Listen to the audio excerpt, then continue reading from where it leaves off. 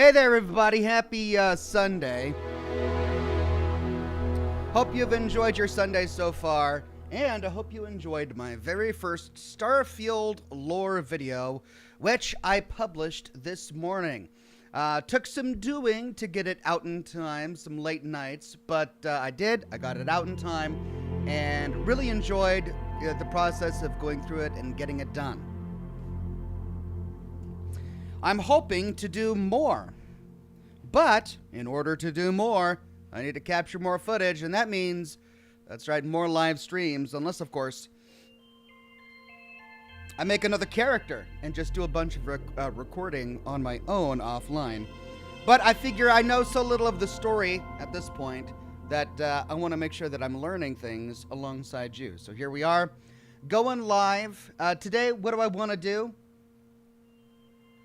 You know what's really been on my mind? Earth. We briefly saw Earth in my last live stream. We learned a little bit about what happened to it, how the atmosphere was all blown away. But we don't know if we can land on it. Surely we can. We can land on all the other planets, right? Can we land on Earth?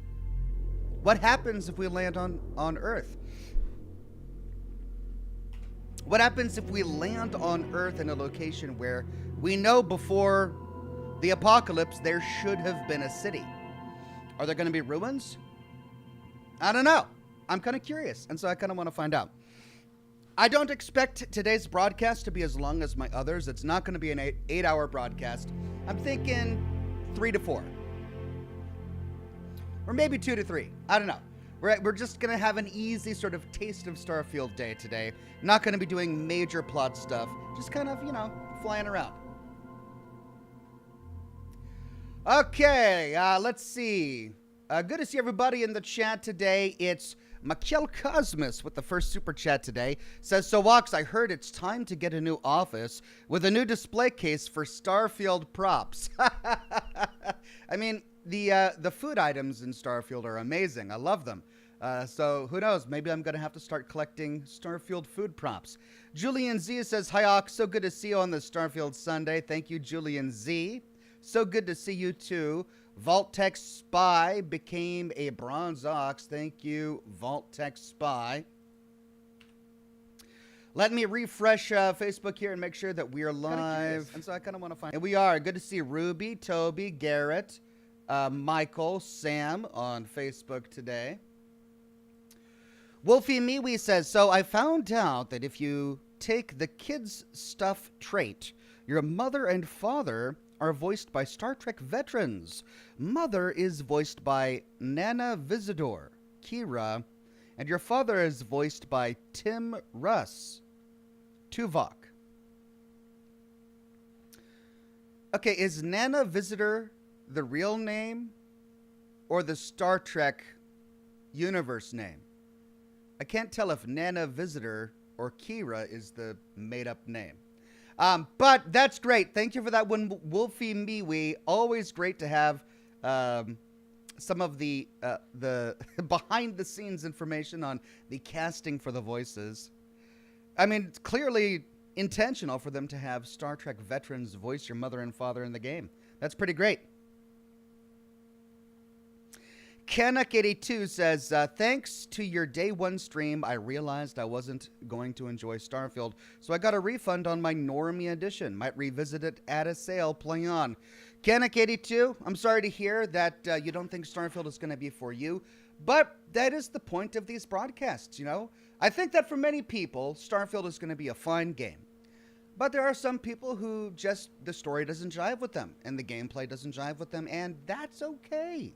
Not every game has to be for every person, and part of the point of these broadcasts is to give you guys the opportunity to sort of test the waters, to play it a little bit, to be in Starfield in my shoes, just to see if it's the kind of thing that you're going to like. I'm really enjoying it so far. It's taking me a while to warm up to the story, but I really enjoy the gunplay. I enjoy customizing my character. I think I would really enjoy crafting and upgrading my weapons. It's just the barrier to entry is kind of stiff. Like, there's so much crafting that I really want to do right now, but when I get into the machines, I find that I gotta have this perk, or I have to have completed that challenge, or I need to find this rare component. And it's just, I understand as a veteran Fallout player that, you know, we gotta have perks and components and all of that. But I feel a little frustrated that I feel like I can't do what I want to do right away. But once I get my character leveled enough to the point where we've got a lot of scrap and we've got all the perks we need to actually, you know, craft in the game, I think I'm really going to enjoy the crafting system. I think there's a lot to love here, but we still have our feet wet. We just got our feet wet, and we need to sort of find our way.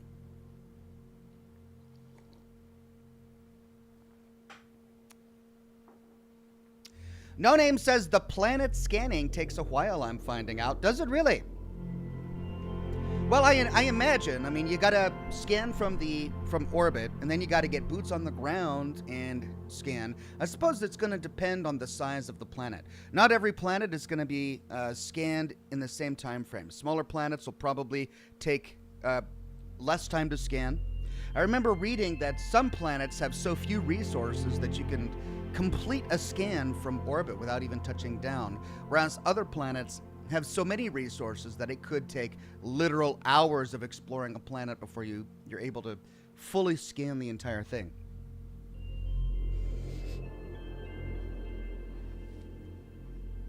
Nemesis 007 says, I've heard the game really opens up after the main story. I've heard the same thing. I really fell in love with Fallout 4 after the main story. I enjoyed the main story, don't get me wrong. I'm doing lore videos on the main story. I've got strong opinions about all of the characters and factions of the main story. But I fell in love with Fallout 4 after I completed the main story and I started getting into settlement building. Will it be the same for Starfield? I don't know. I'm still enjoying myself. Let's dive in and find out.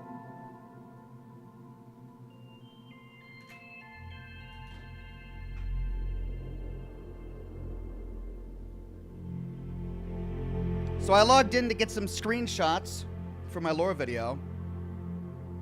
That's my autosave here at 4 hours. I went to the Crete Research Lab. This is where we logged out. Exit save at the frontier. Oh, that reminds me. My ship is getting full of characters now. I really need to make a base.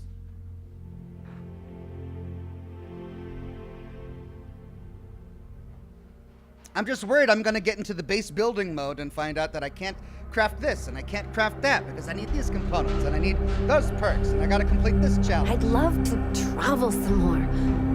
Will you take me with you? Are you really going to harass me? Oh, this is the problem with having too many. All right, I got to change the music level.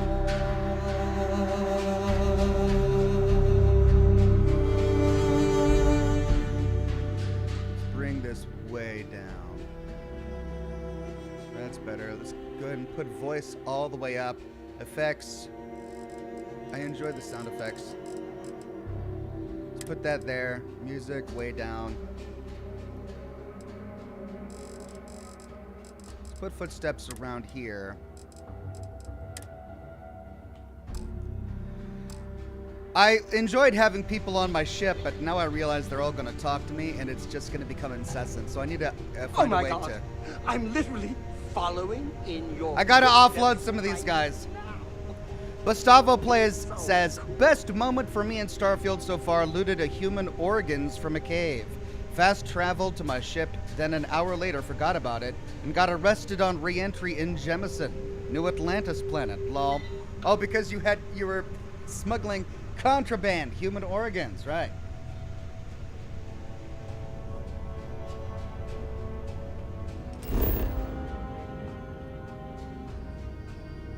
All right, ransacked, research outpost explored.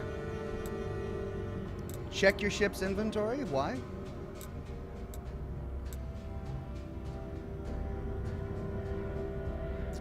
So this is where the pirates had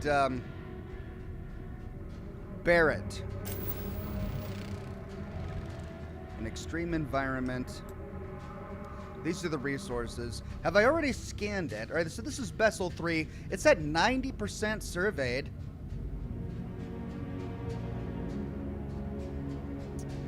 Looks like there's no fauna, no flora. What have we left to survey on this thing? It's got plenty of aluminum.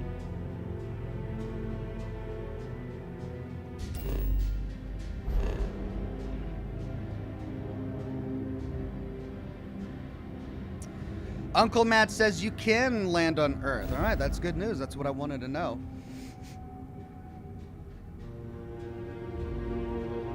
Okay, there's the Sol system.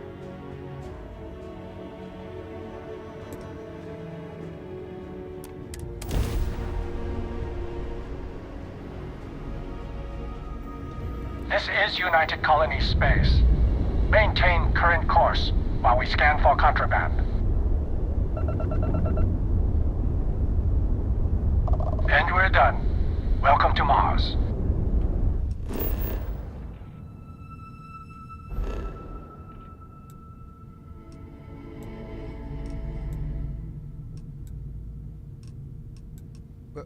Where can I find Earth? Mercury, Mars, Venus, Callisto.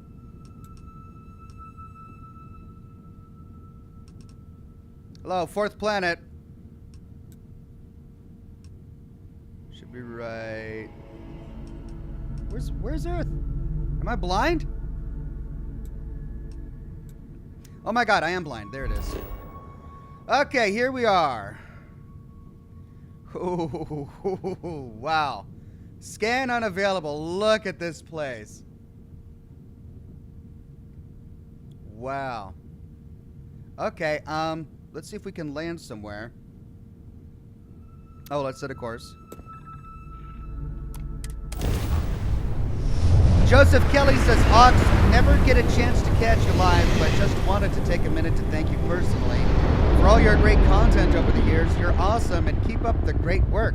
Thank you very much, Joseph Kelly. Art Pixel says, you'll find out what happened to Earth eventually. I mean, we already learned what happened to Earth. Well, briefly what happened to Earth, but I suppose we haven't learned the full story yet. Oh man, we're on the dark side, so we don't get a really good shot of it. Alright, I want to land...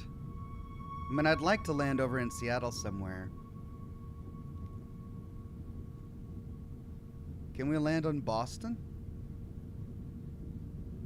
It's gonna be like right over here somewhere.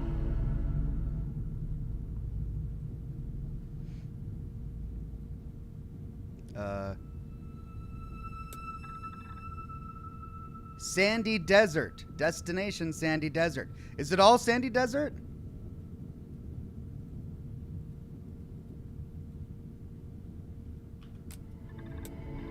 Sandy Desert. What about the water? Can we land? It's frozen, right?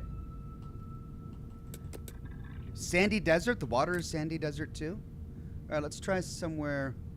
I mean, I want to go to Seattle, but I can't see it. It's too dark.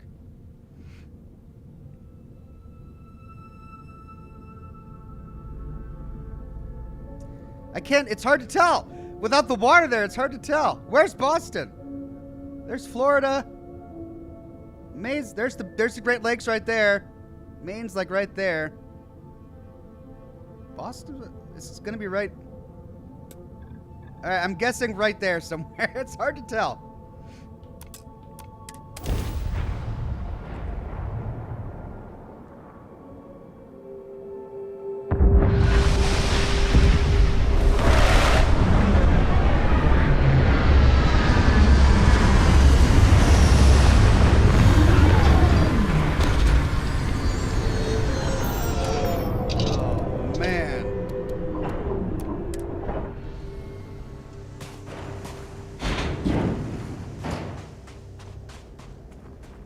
Well, welcome to Boston.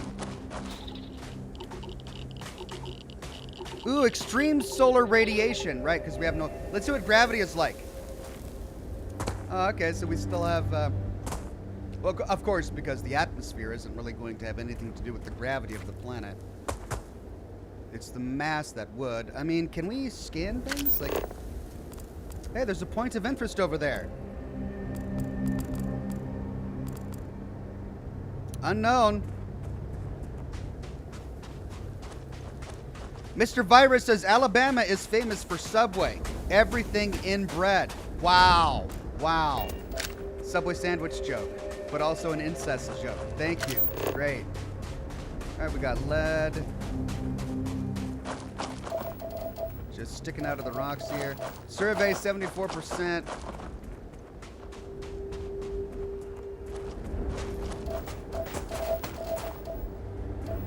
Here, let me make sure I'm not tracking anything. Here we go.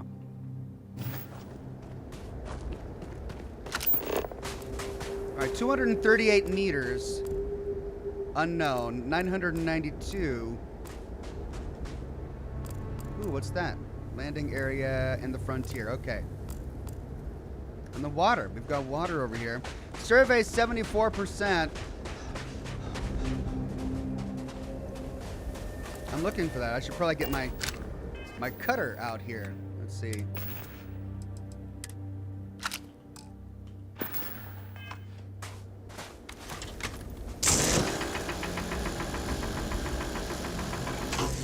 So, I see. It's a water spring. Oh! I can just loot it from the top. Cool.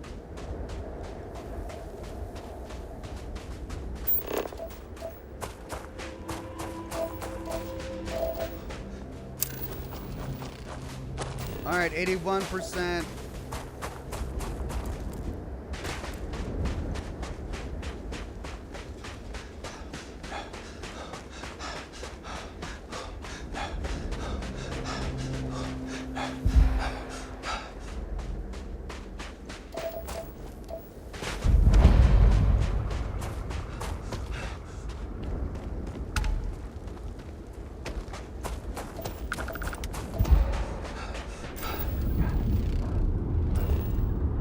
Unexplored geophysical feature. All right, so this is chlorosilanes. Chlorosilanes. What's the unexplored geological feature?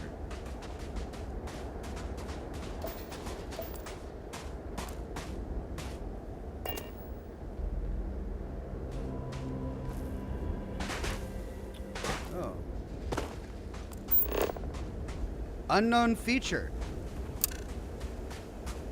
Iron meteorite.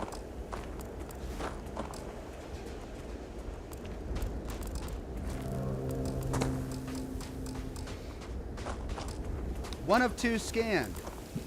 Now that looks like some hot soup right there.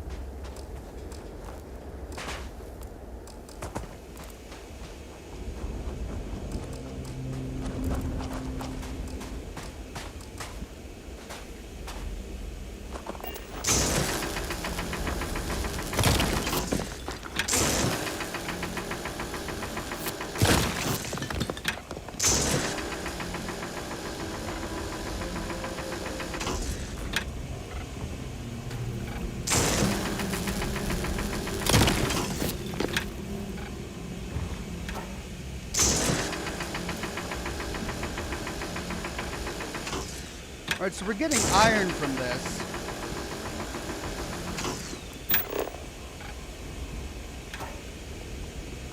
And I'm not sure what else we would do with this.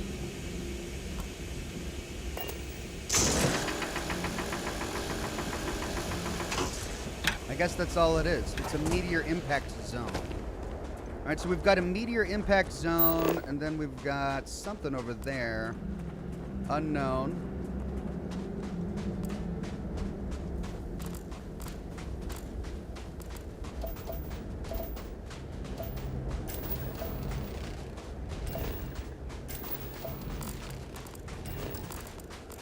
Scan any promising leads? Sludge pools. Okay. So 100% scanned here.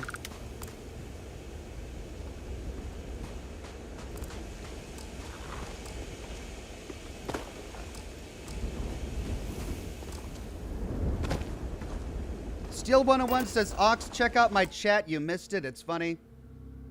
Sorry, Steel 101. There we go. He says, I explained the full story of Plague's Tale 1 and 2 to my parents. When I told them how Requiem ended, their reaction was similar to yours. They hated it, lol. Yeah, it was a really infuriating ending.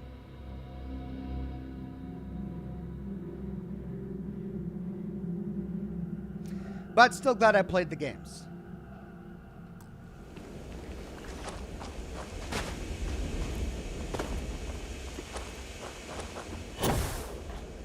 Alright, so we found some sludge pools on Earth.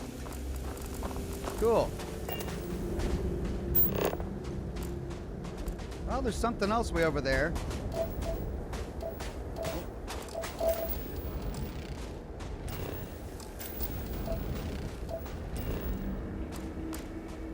I guess let's run that way.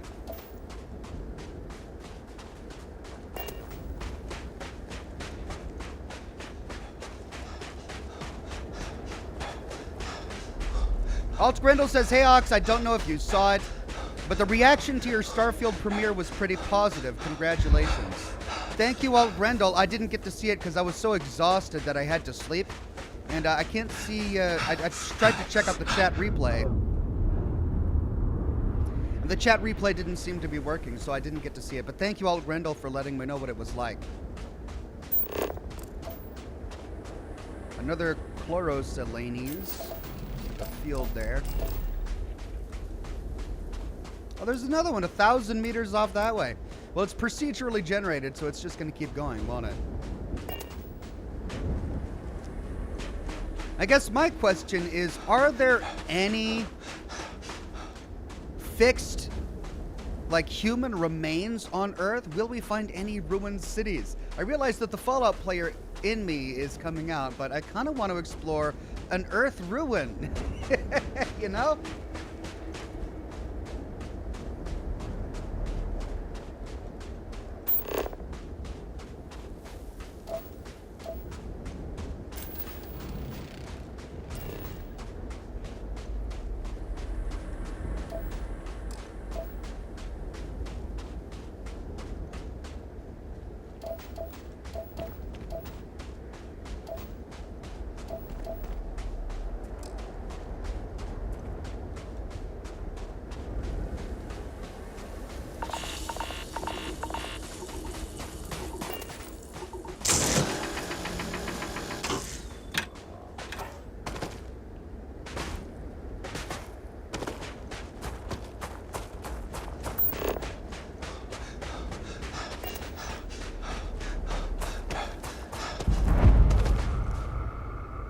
Storm Crater. Archpixel says there are some fixed landmarks you can find. Well, great. Maybe once we get to the West Coast, we can find San Francisco or iron meteorite fragments.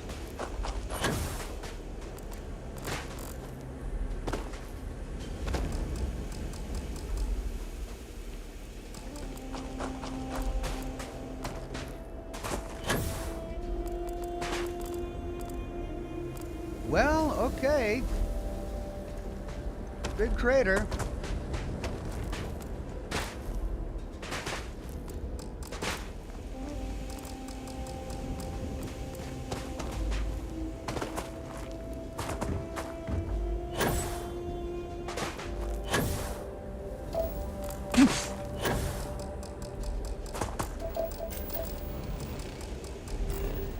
Storm crater, so this is just a big research node, or resource node. Alright, well, where am I?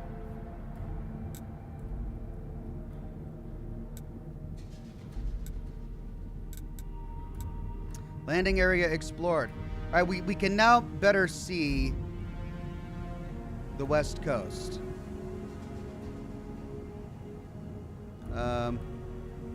Oh man, San Francisco is really easy to pick out, but there's not enough detail here. Like, here's California. There's Washington up there. I guess maybe Seattle would be, like, right there?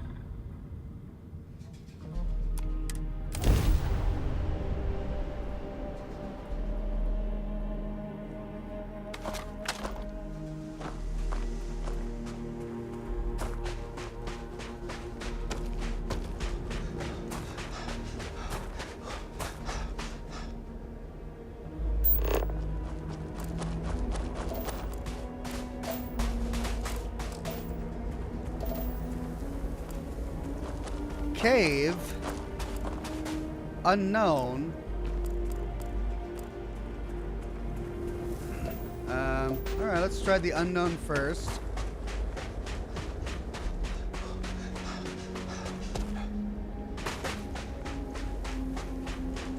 Look for Mount Rainier, says Kunk. Yeah, that's the thing. We should be able to see Mount Rainier from here, but... no.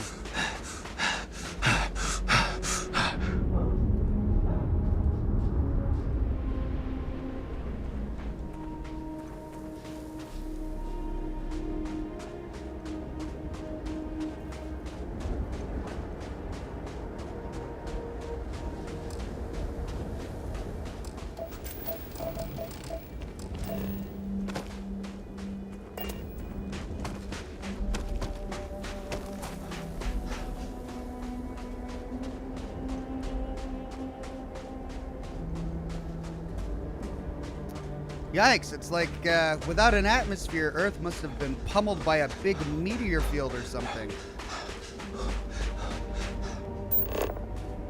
102 meters over there.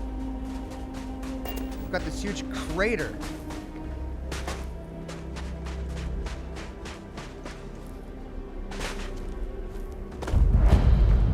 Another storm crater. Is that what this is?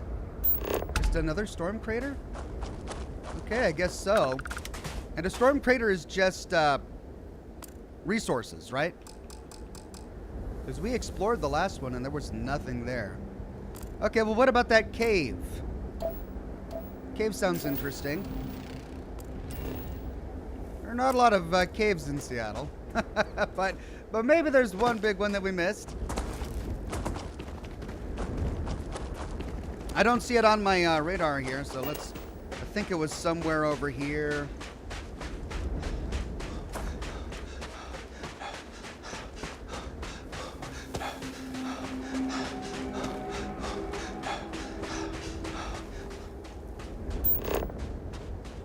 Ah. Cave.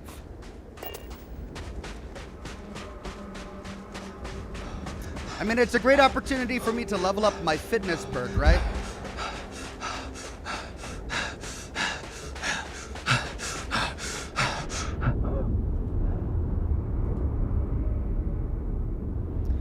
How far am I? Hold on.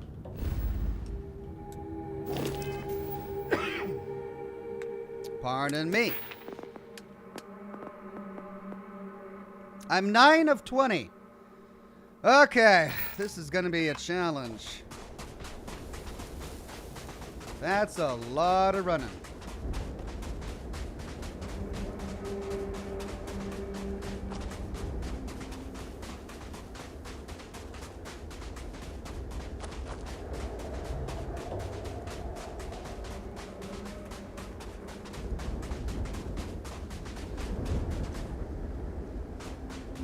Julian Z says, Ox, from what I read, you can't stumble upon most ruins. You discover them by reading about them in books. For example, I landed in London and found nothing. I found a book about Big Ben, and I got a landing zone.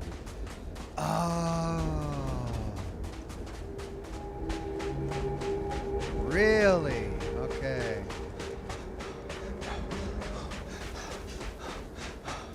So I have to discover the location by reading about it first?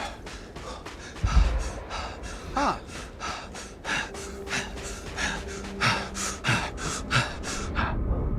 There we go, that's 10. Wrecker Lawson says, well, yeah, or let's get hit a couple 100 meters a day. Most just burn up in the atmosphere. Without that atmosphere, it would be like near constant or artillery strike. Yeah, you're right. Most are small enough to burn up in the atmosphere, and we get bombarded by hundreds a day. Without an atmosphere, that would change the contours of the planet, wouldn't it? Okay, well, we're stumbling upon this cave on planet Earth.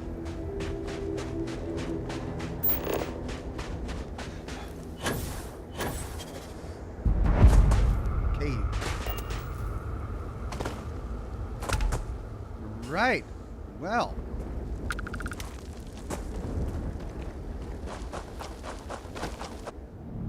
What's in the cave? Am I gonna find a monster in here? Are there monsters on Earth?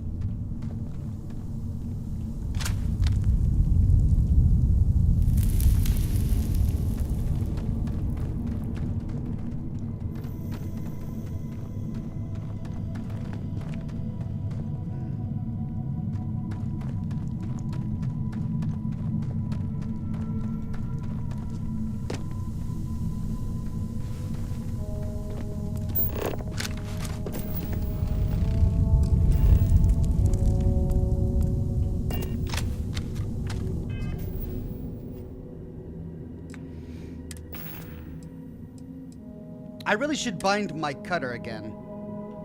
I removed it because I was filled up. I guess we'll put it on 9.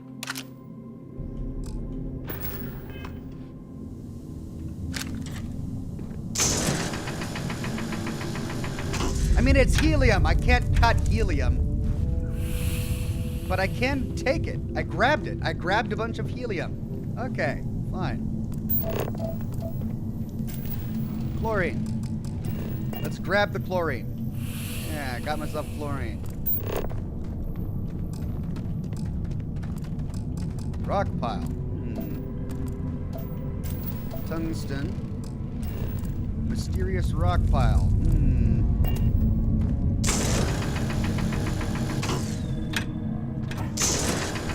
Oh, it's a container. It's got uranium and lead inside.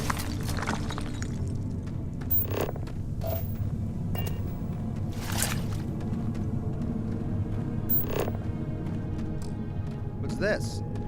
Another rock pile? Oh, so, what have we got? Animal, vegetable, or mineral? Earth surveyed. Done. With that, I have surveyed Earth. Hooray. Oh no, I'm gonna get lost in the cave.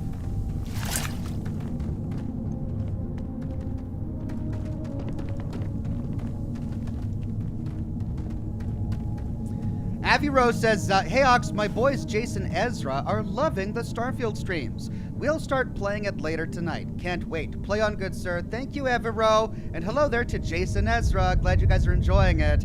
Gat says, I wonder if there is a Vault Tech Easter egg for us to find. Also, stock up on creds, as some missions will need them. Alright, well, I haven't spent much money yet. I think I spent a bunch of money on recruiting a companion, and I kind of regret that.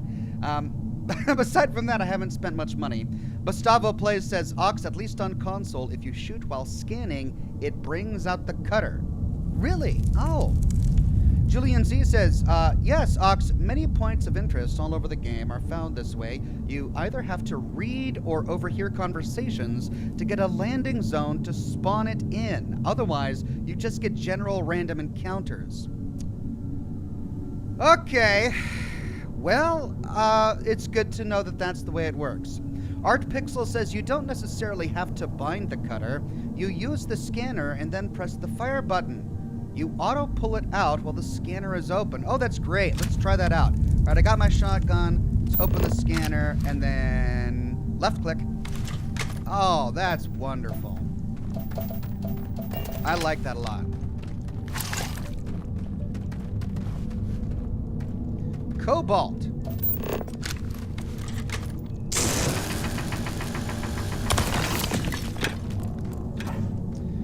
All right, so we've discovered lots of minerals inside this cave, but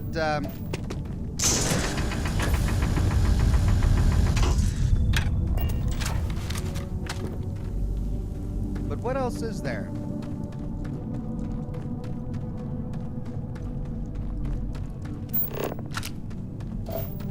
Okay, I've looted these. There's tungsten.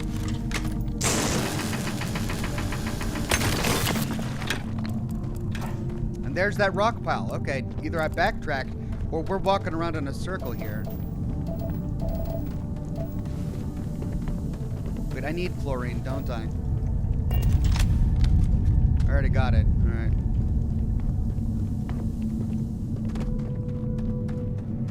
I'm kind of bummed that that's all there is in this cave. Yeah, there's the exit. All right, so we did backtrack. Is there anything over here? There's no monsters, no ruins, nothing. It's a bummer.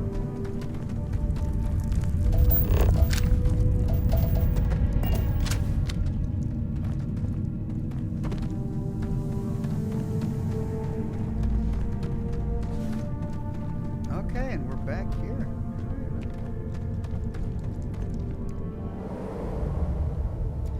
So I guess that means it's pointless to continue exploring because all I'm going to get are random encounters. Like what if earlier somebody said go to New York, but what would the point of going to New York be if it's not even... if I won't be able to find the city unless it's added as a location. So, I don't know, I'm guessing maybe we go back. I mean, I wonder what happens if we land on what once was an ocean.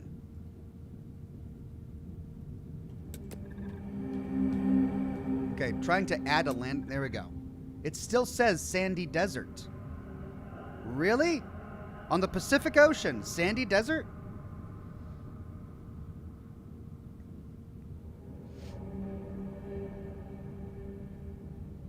There's Florida. Is Florida a desert too? Sandy desert. Let's go to Florida.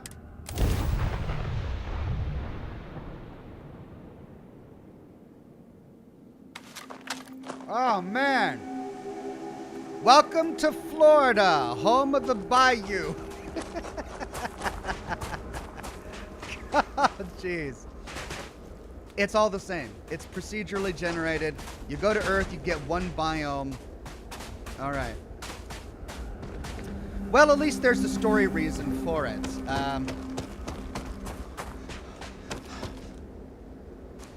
Okay, well, let's go back to the ship then. Actually, let's see. We don't need to, do we?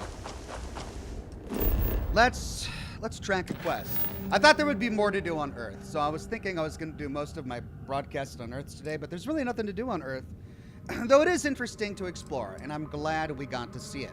We rescued Barrett. We've got 3 more quests for the main plot here. Let's return to the lodge and turn in Barrett. Art Pixel says not right now, later. All right, well, I'm looking forward to uncovering those locations that we read about, that we heard about, and then exploring them later. Let's set the course. Alpha Centauri. Lodge.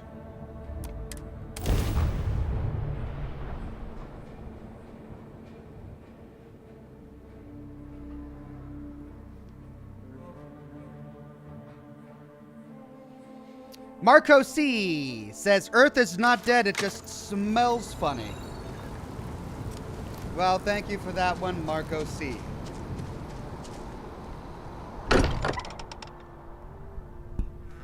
Look at this place. It's just as we left it. You know, I've often wondered who keeps the lodge so meticulously clean. Yeah, and who keeps lighting those candles and torches we keep finding in caves and tombs that haven't been explored for 200 years? Always wondered that one, too. Sorry Your for the wait, service, everyone. Captain. Got a little held up on Vectera. Barrett, we were worried sick. Well, some of us were. I see what you did there, Walter. And I know you've been secretly crying into your piles of money just waiting for my return. Actually, Walter has been complaining about you more than usual, which is always a sign when he's worried. Don't start, Kadri. Wait, is that? And to think the first artifact was taking up dust on the library shelf. Now look at them all. You feel it a bit, can't you? Ever since I found the second one, had the visions. Being around them is just comforting. So hey, I'm still not 100%, plus I feel guilty dragging you into all of this. Why don't I stick around? Help you get adjusted to the weird corners of the universe. If you're coming with me, who's in charge of the frontier? It doesn't really matter to me. Never get too attached to ships. After the 5th or 6th time one blows up and you get marooned, the romance fades. Plus the Frontier's a constellation ship. And you're one of us now. So it's just as much yours as mine at this point. Well, that's convenient. Good thing that he doesn't have any clinging to property. Gat says Earth is sandy due to the lack of atmosphere. All the water would have boiled off. The exact same thing is believed to have happened on Mars. It lost its magnetic field millions of years ago. Yeah, I know, I hear you, but just because the atmosphere disappears and the water all boils off doesn't mean that all evidence of human habitation has disappeared. We would find ruins, right? Ruins of skyscrapers and concrete structures and monuments. And even if you consider the oceans, sure, the water in the oceans boils off, but the oceans are collected into huge basins, right? And? Like the abyssal plain is way deeper than the surface of a continent. So if we were to land on something that at one point had been an ocean, it would look very different. It would be extremely flat and at a lower elevation. Like, depending on how close to a shoreline we were, we'd be able to see this huge ridge above us that led to a continental shelf. So it's just geological things that I was kind of wondering if they would include, but it looks like they didn't. And that's like, it's just one planet. One planet in what, 1,000? Patty50 says, hey Ox, I can't play this because I'm on the PlayStation. But I guess watching you play is the next best thing. Thank you, Patty50. Well, I mean, I really hope that it comes to the PlayStation. I don't know if it will. But go on. Play it. Barrett, I'm talking to the chat, Barrett. You're just trying to talk to people. Anyway, yeah, I'm sorry you can't play it. Matthew Merrill says Mariana Trench. Yeah, wouldn't it be cool if we could land in the Mariana Trench? All right, traveling together sounds good to me. Marvelous. Lately, I find myself spending more and more time. Business has appealed to me, but this is exciting. Okay, I got a new skill point. I've got 4 skill points? Really? When did I... Have I failed to level up in a long time? All right, fitness 10 of 20. Can't do that. Stealth. I need to get better at my sneak attacks, it looks like. Persuasion. Challenge progress 3 of 3. I can upgrade it. And I can upgrade scavenging. And I can upgrade ballistics. I also really want to upgrade hacking, but I need 1 more.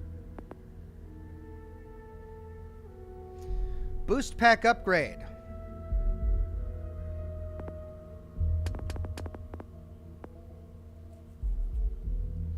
Well, definitely persuasion.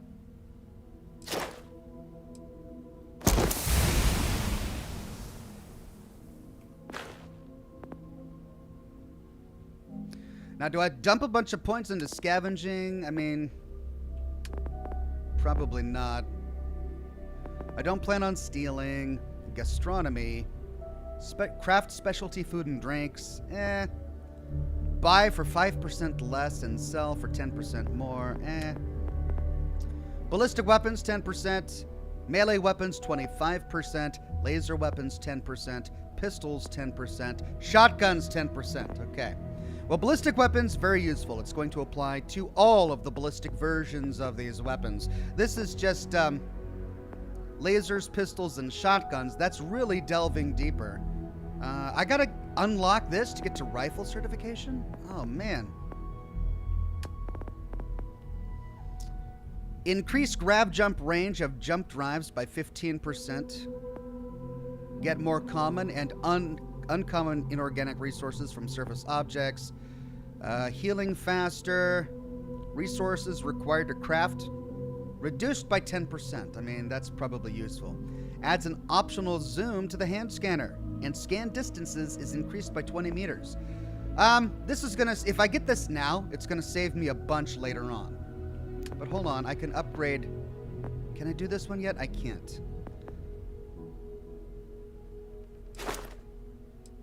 Using a boost pack expends less fuel.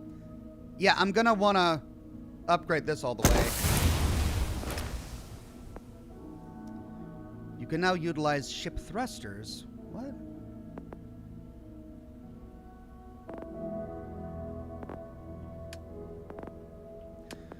Ship targeting functionality. So that I can target specific portions of an enemy ship. Let's see. I've got 2 points left. I should do research methods.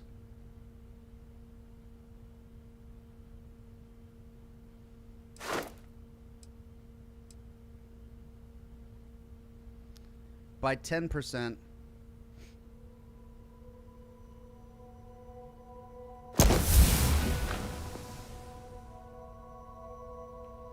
And I really should put some into tech for my piloting.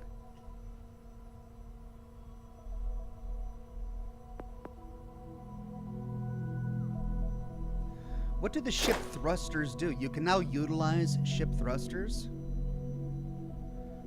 I'm hesitant to spec into it until I know what it does.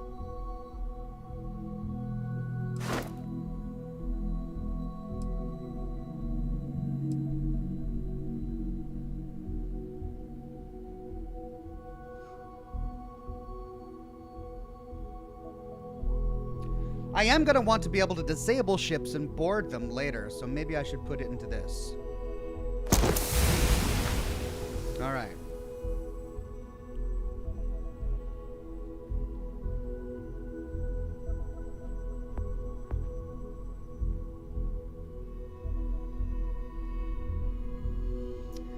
Gad says true. Okay, looks like I've missed a lot. Hold on. No Name says, speaking of the oceans, internet travels by deep sea cables. There are pictures of sharks attacking them. We're one shark attack away from losing the internet. Yeah, that's scary. Terrifying thought. Gat says true, but with no atmosphere, it can deflect meteor bombardments, which I think would have pretty much leveled the vast majority of landmarks. Also quite possible, though I doubt that it could obliterate a mountain, like Mount Rainier. I mean, Olympus Mons has been existing on Mars for a very long time, and it doesn't have an atmosphere. So clearly mountainous regions aren't completely obliterated. Art Pixel says, may I suggest checking out Vanguard questline for a little bit? Not going to spoil anything. You won't get locked out of other factions. That's great. Thank you, Art Pixel. Marco C says, looking forward to Phantom Liberty. Maybe. Haven't thought about it a lot, but maybe if I get a chance, I'll tackle it.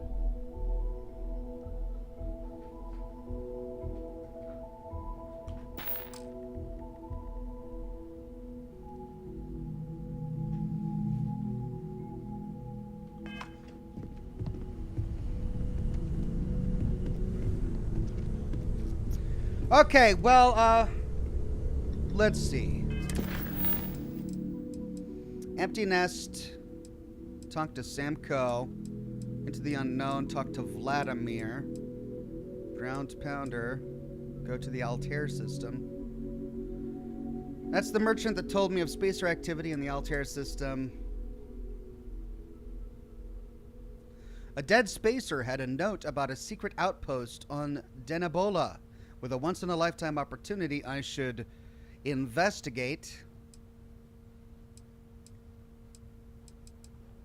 Lots of side quests here.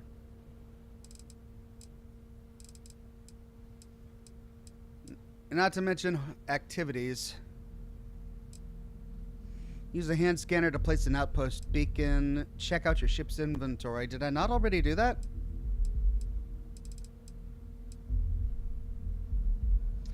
Alt Grendel says, chat says thrusters give you more maneuverability in a dogfight. I see. Thank you, Alt Grendel.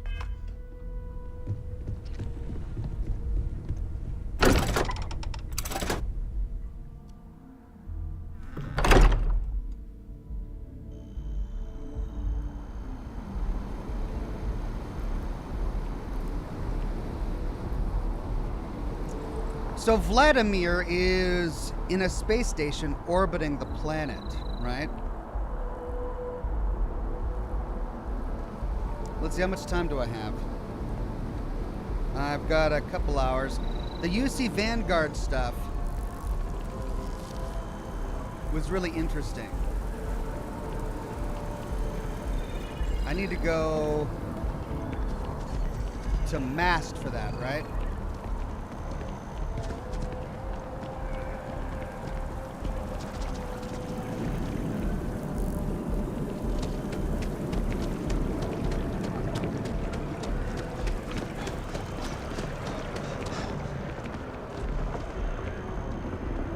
There.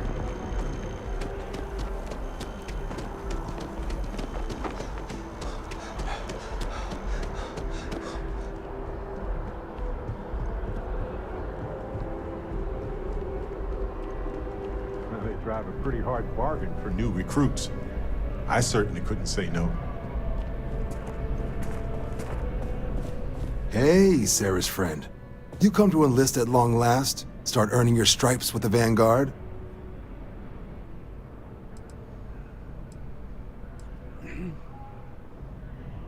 I believe we went through all this dialogue in the last broadcast, so I'll say, okay, I'm game, just tell me what I need to do next. Well, all right. Take the elevator down to the Vanguard Orientation Hall. Wow. It interrupts.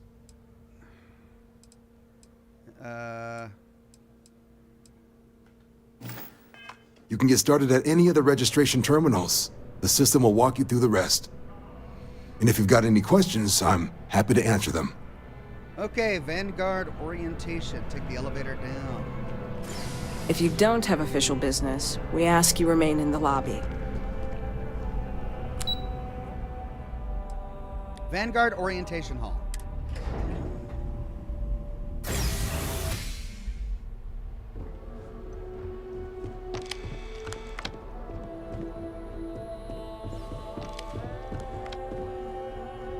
Terminals. Applicant name Oxhorn, current bounty 0. To register for your examination, please select enlistment agreement. Note, any outstanding UC bounty must be paid before proceeding. By joining the United Colonies Vanguard, you agree to perform necessary services for the United Colonies that could place you in serious danger, resulting in harm to your craft or yourself, up to and including death. I agree. Consent documented. You may proceed to the examination chamber through the orientation hall. Optional, explore the orientation hall. Registration accepted. You may now proceed through the historical displays in the orientation hall, or continue on to the examination. Historical displays. Oh, yeah. The end of Earth. Oh, this is what I want. In 2150, humanity learned the Earth's magnetosphere would collapse sometime in the next half-century, eliminating all life on the planet. Decisive action was required, but the secure transport of an entire civilization would demand a new kind of cooperation, a new kind of courage, and a new kind of union. Thus, in 2159, the United Colonies were formed to make that journey possible. Just 1 year later, the Galileo, the first of many colony ships, touched down here on Jemison, beginning a new era of human history, the age of the United Colonies. In that moment, humanity changed forever. Nothing would ever be the same. They must have been scared out of their minds.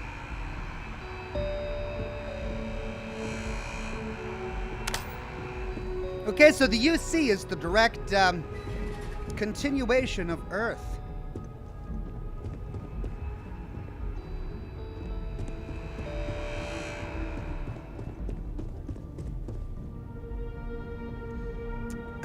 Northern Berserker says, I recommend you always ask questions first in dialogue, as it doesn't advance the conversation. I like that recommendation. It's something that I have done throughout this entire gameplay. But we've been here before, and so I had already asked all of those questions before. New factions arise. From their foundation, the United Colonies strove to provide all their citizens with opportunity, security, and peace. among the UC that still wanted something more: independence. So in 2161, the UC issued the Centaurus Proclamation, granting UC citizens the right to settle distant worlds and form their own sovereign powers. It wasn't long before the first new faction, the Free Star Collective, was formally organized in 2188, later followed by House Varun, revealing themselves to the universe in 2230. Well, this is certainly an interpretation. So not necessarily true. This is just the UC's perspective of the different factions. House Varun. It was only in 2230 that the faction known as House Varun first made contact with the rest of the settled systems. Founded by the passengers of a colony ship that had left New Atlantis and disappeared 4 decades earlier, House Varun was a faction unlike any other. A theocracy dedicated wholly to the beliefs of its isolationist founder, Janan Varun. House Varun initially made overtures of peace towards the rest of the settled systems. They claimed their only intention was to spread the word of their god, the Great Serpent. Oh dear. But none could have guessed that this worship might take the form of a bloody war, the Serpent's Crusade. None could have guessed. Hello, we've come to tell you about the Great Serpent. Have you heard about the Great Serpent? Yeah, we love the Great Serpent. We know about him. Totally not scary, having a god called the Great Serpent. No. Who could have guessed? The Free Star Collective. The Free Star Collective was initially founded in 2188, when the citizens of Aquila banded together with the pleasure city of Neon in mutual defense. But in 2194, after the deployment of a UC medical star station in orbit around their world, the citizens of Narion also requested to join the collective. The resulting rise in tensions between the Free Star Collective and UC culminated in the settled system's first intergalactic conflict, the Narion War. Despite a decisive victory by the UC, the colonies permitted the citizens of Narion to join the collective, forming the basis for the fiercely independent union that persists to this day. Whoa, wait a minute. Narion wanted to join the UC, or Narion wanted to join the Free Star Collective. The UC didn't like that, so there was a war between the Free Star Collective and the UC. The UC won, but Narion joined the Free Star Collective anyway? How is that winning?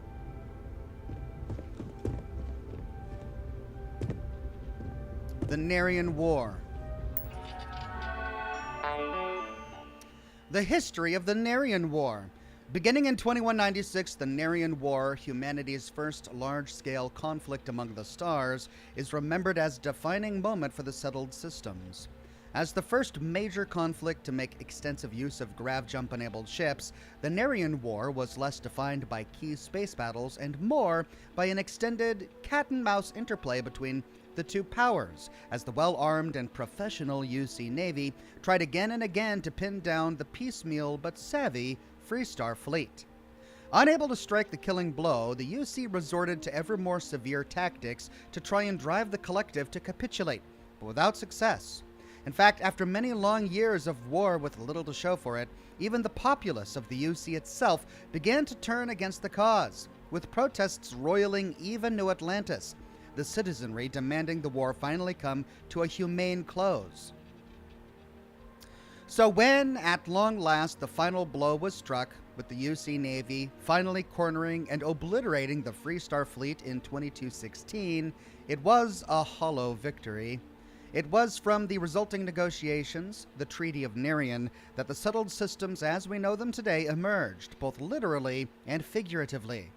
Despite winning the war, the UC found themselves in an unenviable position, painted as a brutal aggressor even in their home systems. So, in the spirit of unity and lasting peace, The UC agreed to the demands of the Freestar Collective. Dang, they won a war and they still had to capitulate. And the Narian settlers, whose collusion triggered the conflict in the first place, and handed over Narian to the Collective, as they had requested at the start of hostilities, including the Clinic Medical Star Station, creating the Freestar Collective as we know it to this day. In return, the UC demanded 2 concessions. The first was payment for damages done in the form of mineral rights on multiple worlds across the galaxy.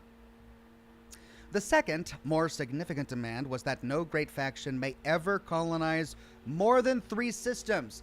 Oh, this is why in my lore video that I published this morning, Hayes, whatever his name is, Hayden Wynn, said that by putting a farming outpost on a 4th system, the Freestar Collective had violated the Treaty of Narian. The UC would have Alpha Centauri, Sol, and Wolf, and the Freestar Collective, Cheyenne, Voli, and Narian. And yet, we found a UC research base on a moon in Narian space, I believe. Or was it Cheyenne? It was in the Cheyenne system, I think.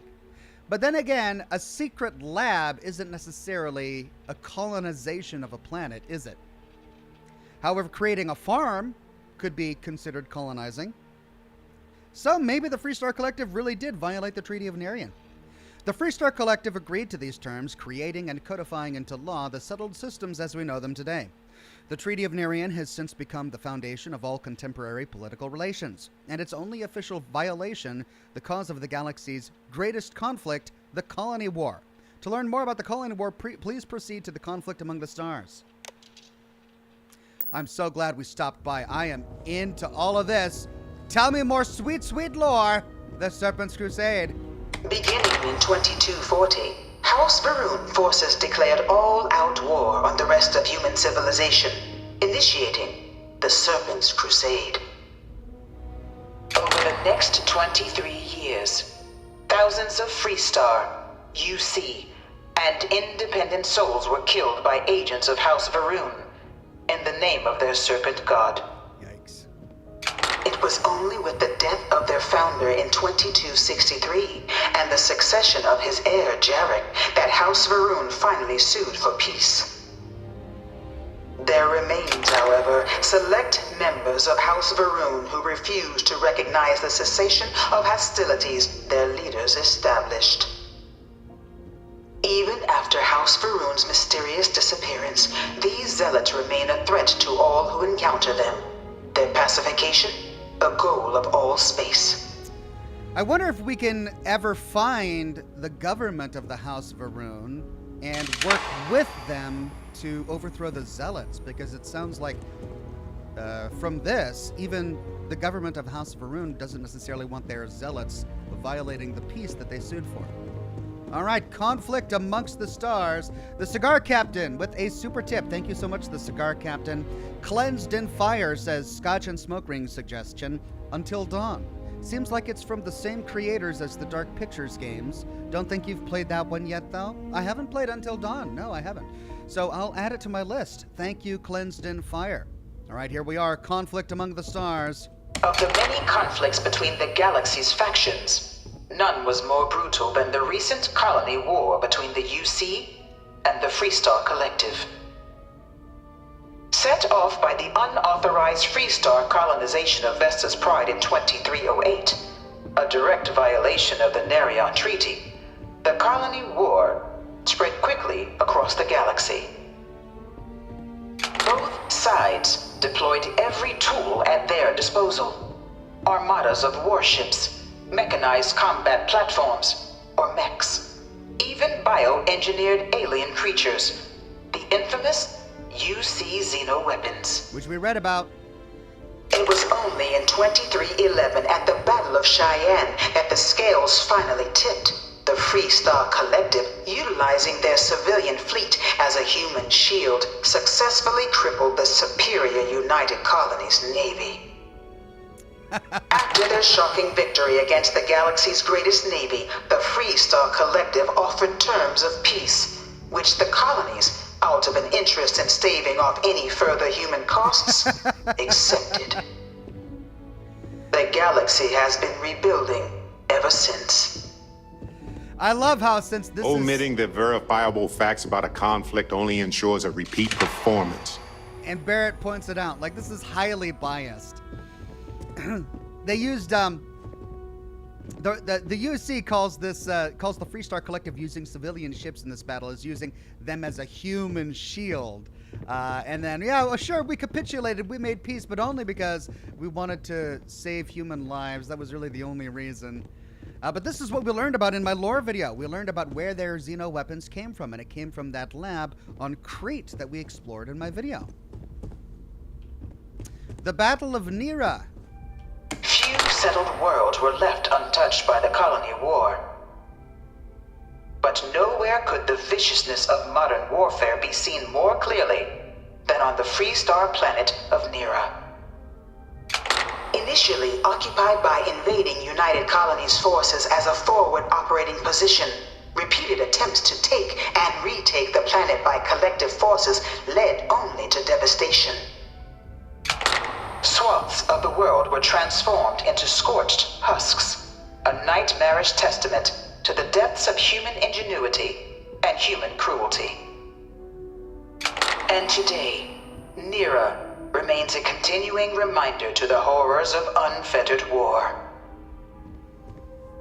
Well, looks like I'm gonna have to go visit Nira. Okay, so this is one of the mechs that the United Colonies used. Pretty cool. I wonder if we'll be able to battle one. What is that? Is that I really hope this is just a phase. Is that a terramorph? Do not touch. I can't stop staring at it. A real terramorph. It is a terramorph. That's what they tried to implant with a chip to control? Jeez. I'm glad it didn't work out. Imagine having those in combat. Awful. The Terror of Londinian.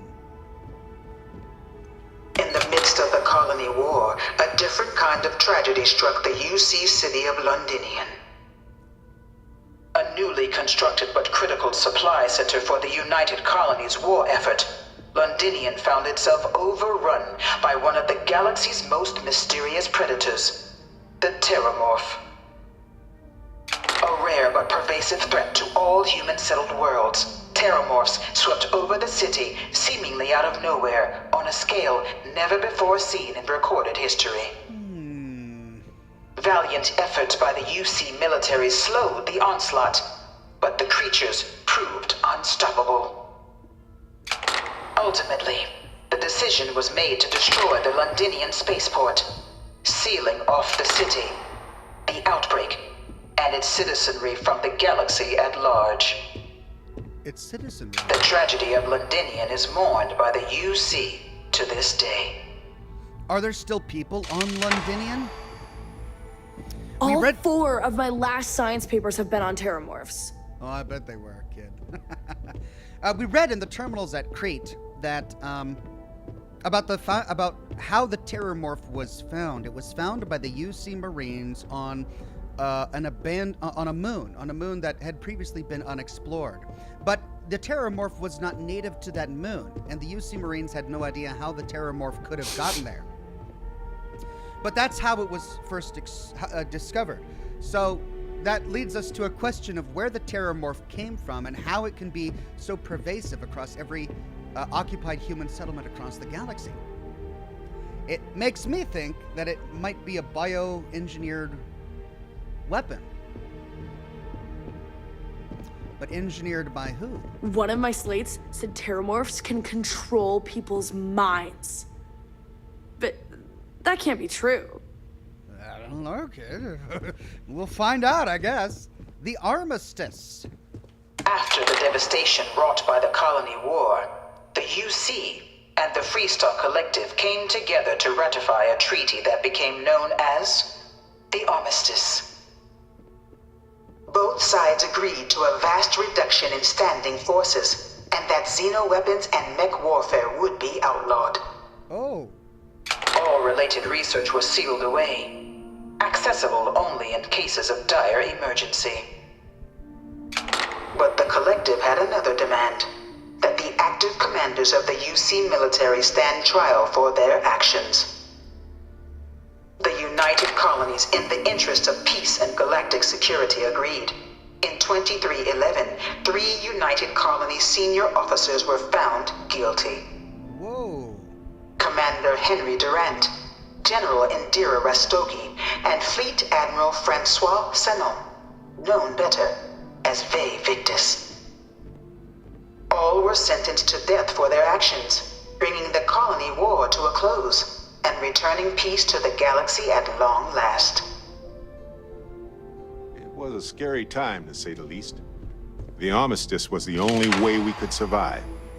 Until the next terrifying weapon, anyway.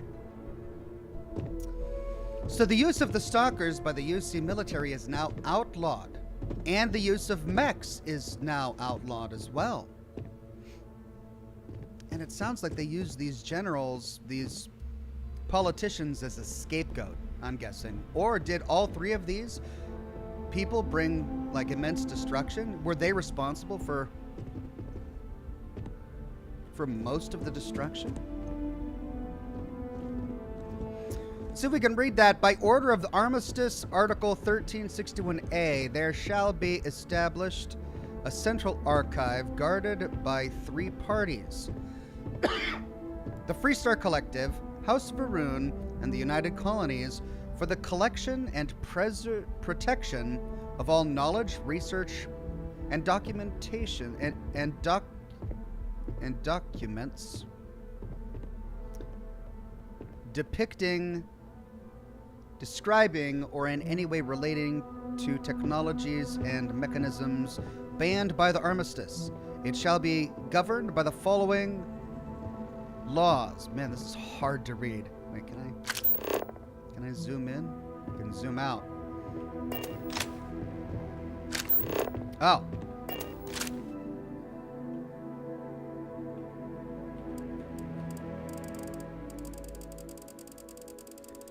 Access to all information in this archive will be mutually managed by all 3 parties. Access is only permitted by unanimous agreement of authorized factional representatives. The facility will be under the direct control of no sovereign faction, with no single party permitted to overrule the others. All decisions regarding matters pertaining to the archives must be unanimous. Any attempt at unauthorized access will be considered an act of aggression against all parties. Each party commits to defend the others against any such attempts. Sounds like they all really worked hard to try and put together a treaty and a set of rules that would make it difficult for war like this to erupt again. Hey, the Vanguard is born. It was into this new world that the Vanguard was born. An official branch of the UC Navy, the Vanguard is the United Colonies Volunteer Fleet, serving a myriad of security, logistical, and reconnaissance roles. And after a sufficient length of service, UC citizenship is guaranteed to every Vanguard member. Open to all captains, regardless of origin, the Vanguard is leading the charge to protect and support the citizens of the United Colonies, wherever in the galaxy they may be. I mean, it's a great strategy. Anyone can become a UC citizen. Anyone, as long as you're a captain of a ship and you volunteer for the Vanguard. It's great because even if they've got people who want to become citizens from outside, let's say someone who started in Freestar Collective space or from House of Varun, they can become a citizen, but they got to fight for the UC military first. That's going to give them exposure to other soldiers. They're going to become friends and develop camaraderie, standing side by side with these other soldiers, fighting for the United Collective, which is going to make it that much more likely that they're going to become loyal to the UC. That's clever.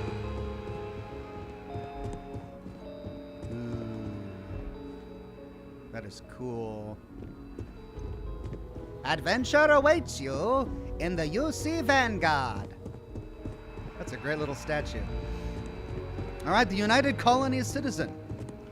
No one is born a United Colonies citizen. Only through service to the UC can one hope to earn one's citizenship. Really? Oh, wait a minute. But the UC prides itself on taking care of its people. Cost of living controls mean citizens pay less than their foreign counterparts for needs big and small. All citizens are issued a grant upon joining to get themselves on their feet. And only UC citizens have the opportunity to purchase property, getting the chance to live in one of the most beautiful cities in the settled systems. By joining the Vanguard today, you too can begin earning your place here, in the heart of galactic civilization, as a citizen of the United Colonies. Okay, but what happens to children who are born in New Atlantis? No one is born a citizen, it says. In order to become a citizen, you have to serve. That's fine. But what happens if you've got swaths of children who are born and raised in New Atlantis, grow up and become teenagers, and they don't want to serve? Are they just considered like second-class people in the city? Yikes. Something about that doesn't sound quite right to me. Mast, Vanguard Pilot Simulator. All right, here we go.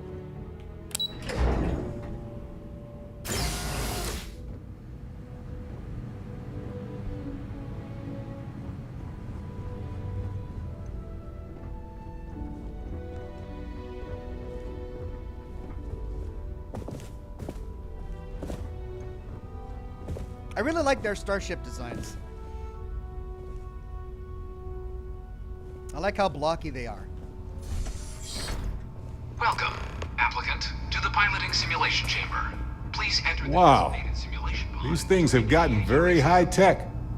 Wild. Thank you, Barrett. You interrupted the PA system. All right, we got to go to a simulation pod. What's this person doing? Hello. Our simulators are cutting edge. At the rate the tech's coming along, we're not even going to need pilots for much longer. Uh-oh. Well, that's bad for guys like me who love to be pilots. Exam Proctor Samuelson. Ah, you must be our new applicant. I'm Proctor Samuelson. The simulator's already been prepped. You can head in whenever you're ready. Can you tell me about this exam? Of course. You'll be running through a high-realism combat flight simulation, engineered by members of the UC science staff, right here in Mast. Your task is to defeat at least 3 tiers of simulated opponents. Accomplish that, and you pass the exam, and can then proceed on to your probationary mission. However, if you defeat more than 3 tiers of enemies, your required enlistment time for citizenship will be reduced, and your enlistment bonus increased. But you're welcome to try as many times as you like before returning to Commander Tuala to proceed on to the next step in your application process. We'll only keep the highest score you manage to achieve in there. All right, so they're incentivizing me to do this over and over again until I get through like 10 waves or something. Got any advice on how to do well in there? While I can't answer that question directly, I will say this. Due to the solitary nature of our work, resourcefulness is a critical tool in any Vanguard pilot's repertoire. You're permitted, even encouraged, to use whatever tool you're able to find in there. Piloting isn't my area of expertise. How about you just mark me down as pass and I head on out? Vanguard assignments can often include both space and ground combat. It'd be bad for both you and the United Colonies to not ensure you're adept in both capacities before sending you out on your first real assignment. What kind of ship am I going to be flying in this simulation? The simulator is designed to be a near-perfect replica of a Class B Deimos hoplite, the United Colony's standard destroyer model.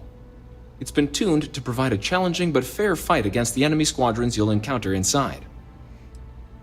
Let me guess, they're all going to be Free Star Collective? Or maybe Pirates? Good hunting.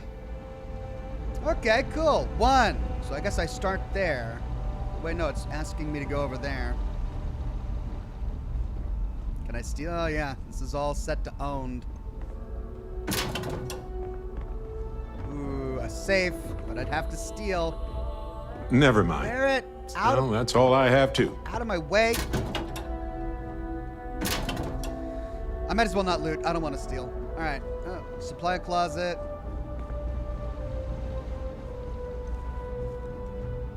Pilot simulator.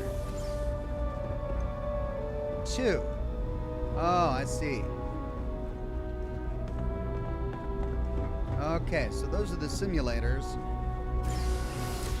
Naughty Applejack says, "Hi Oxhorn, hi chat. It just happens to be my birthday. If it's not any trouble, I'd like to ask for a smoke ship of With the Minutemen." Of course. Happy birthday, Naughty Applejack. Let's see. A smoke ship of the Minutemen. How about this? Let's see. It's got to be a ship, right? So this is a smoke ship of the Minutemen aboard the USS Constitution.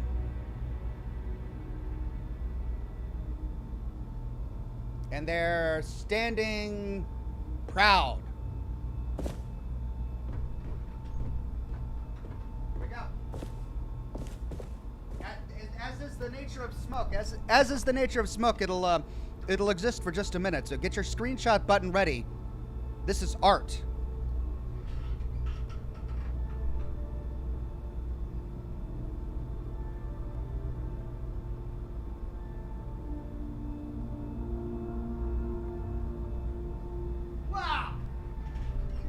Did you see it?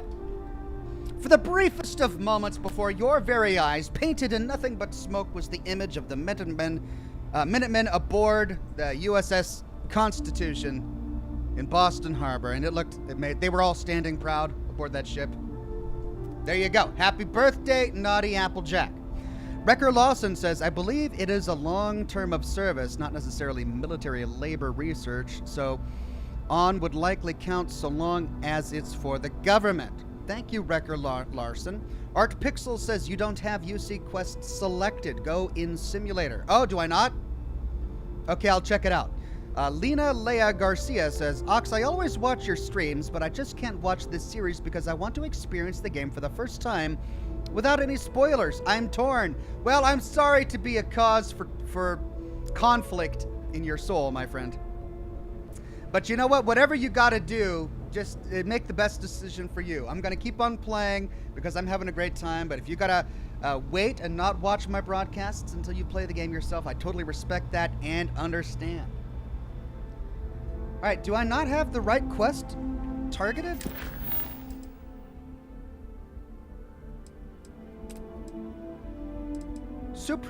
Yeah, enter the piloting simulator. Yeah, you're right. There we go. Okay. Into the simulator.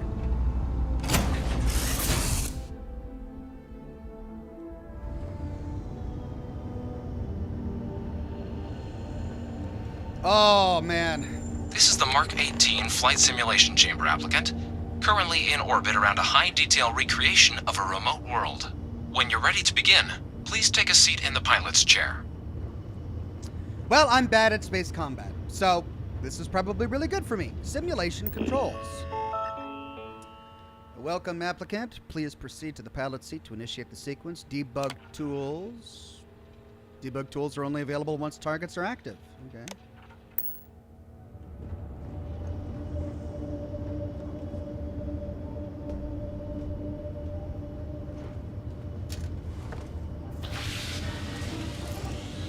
Your exam is simple.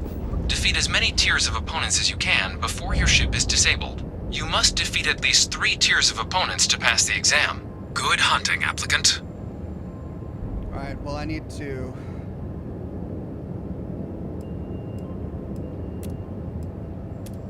New targets active.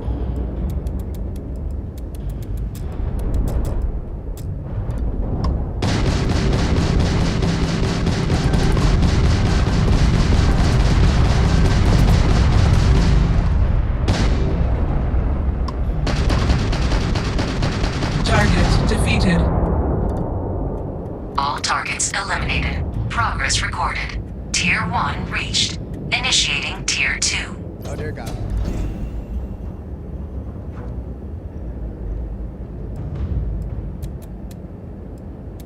New targets active.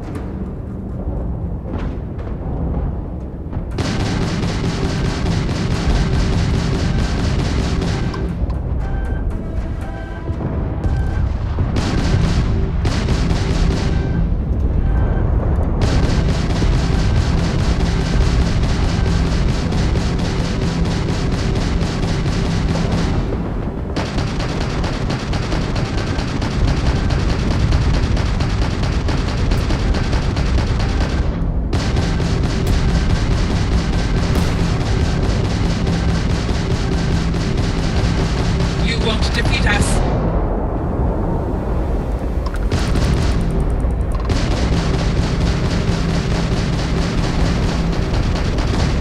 Target defeated. All targets eliminated. Okay. Progress recorded. Tier 2 reached. Initiating Tier 3.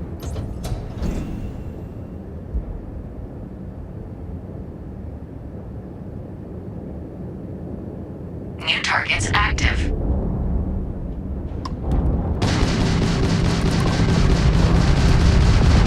Repairs required. Engine systems unavailable. Target defeated.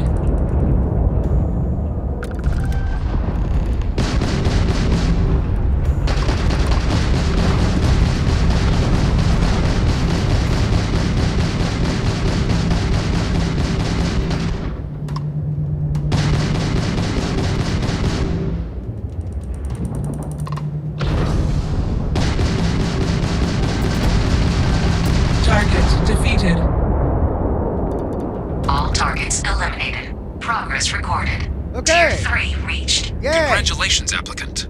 You've defeated sufficient opponents to pass the exam. All right. You may now exit the simulator through the hatch to record your current score, or stay and try your hand at the remaining tiers. Yes, please. Optional. Record your score by exiting the simulation or prepare for your next target. Okay, let's see how far I can go in here.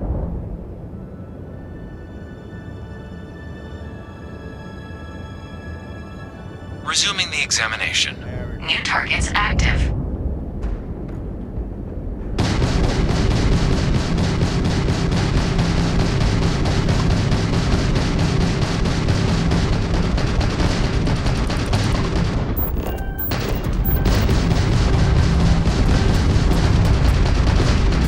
Your progress ends here.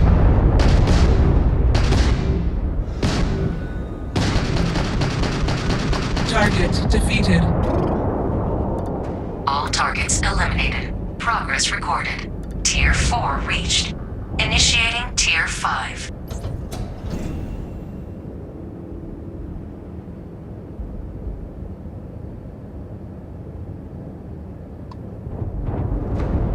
New targets active.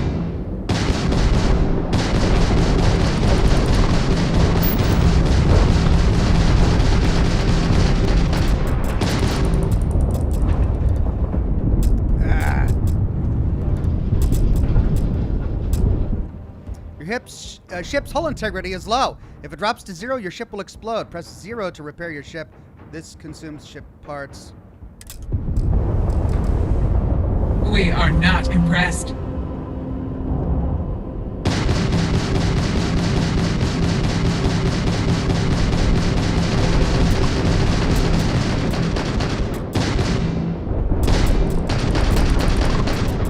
Halting simulation.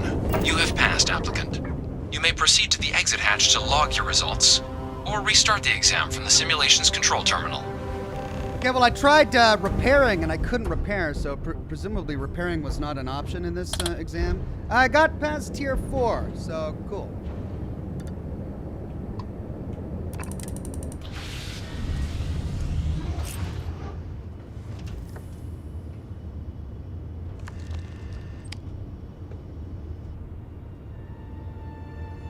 Whisket Biscuit says it's O, not 0. Yeah, I did both. I tried both O and 0.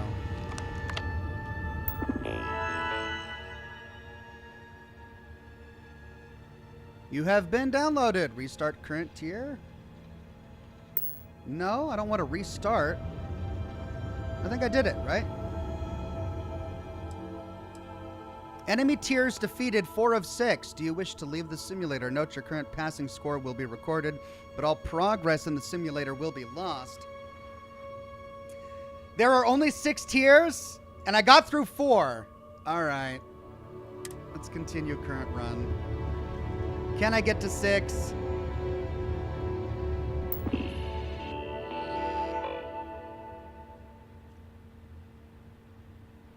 Do I have to restart? Yeah, current tier.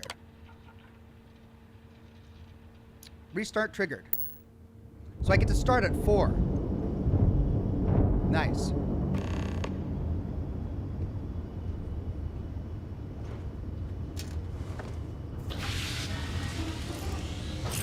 Simulation reset.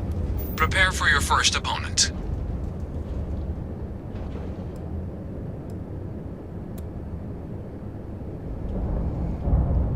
Alright, I gotta get away from this asteroid field.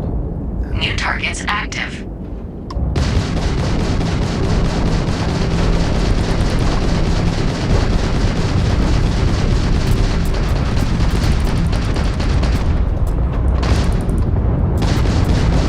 God!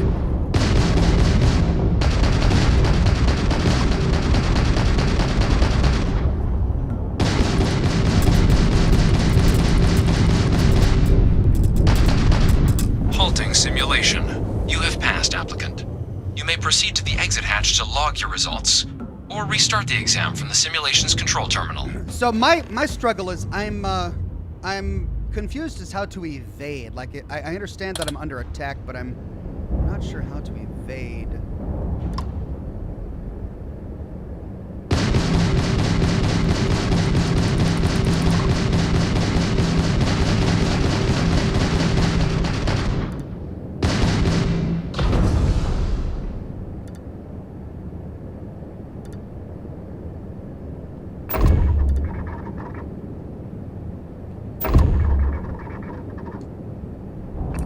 Do I need to leave?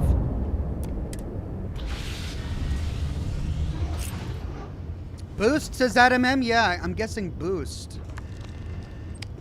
When I'm under attack, I just boost out of there? Third person, says chat. Alright, I'll try that.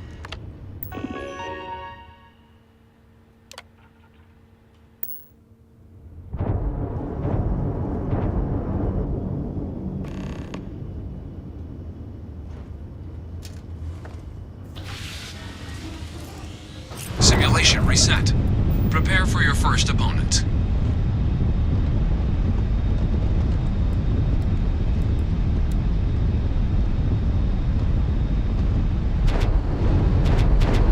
New targets active.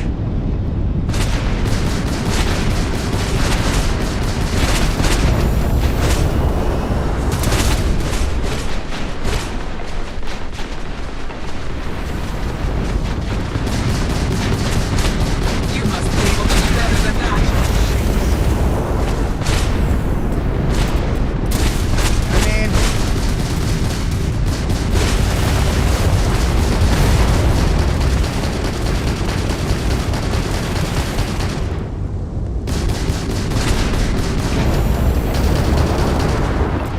I am boosting the hell out of here. Simulation. You have passed, applicant. You may proceed to the exit hatch to log your results, or restart the exam from the simulation's control terminal. If you wish to take a break, you may exit the simulation through the ship's hatch. Right, so I don't know if third person actually helped me, and I was boosting the snot out of that trying to get away, but there's just so many of them right on me. Let's restart current tier. I'll try one more time.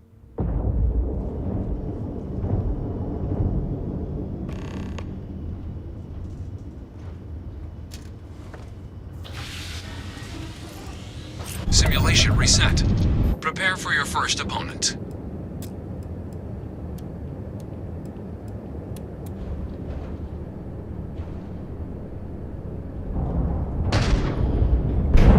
New targets active.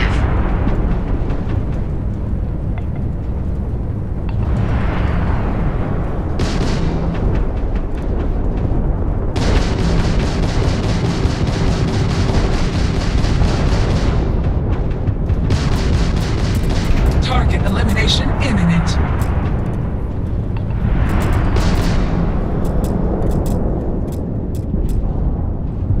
So my boost.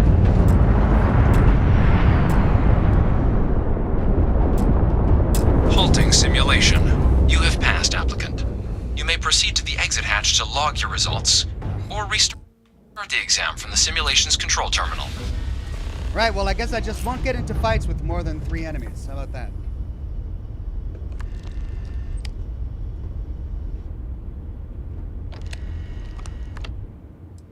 Exit simulator. Shutting down.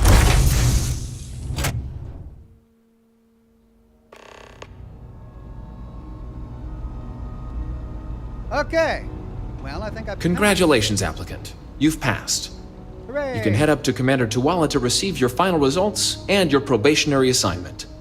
Or you're welcome to take another run at the simulation if you'd like to try and earn a better score.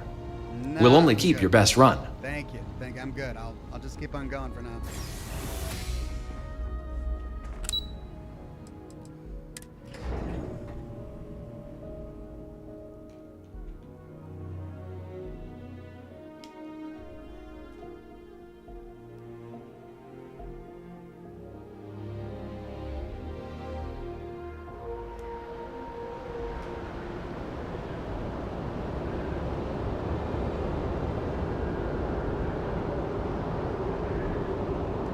Only those on official United Colonies business can access the building. Well, look who's back. Everything go all right with the exam? Or did you have some questions you needed answered first? I'm curious, how long have you been with the Vanguard, Commander? Me? 6, 7 years now? Was a recon squad commander in a former life, so it wasn't too big a jump bossing around foreign pilots instead. But Vanguard's been a quality assignment. Meet new people, judge them on a series of diverse criteria, get them out there helping people who need it. This building is called MAST, right? What kind of name is that?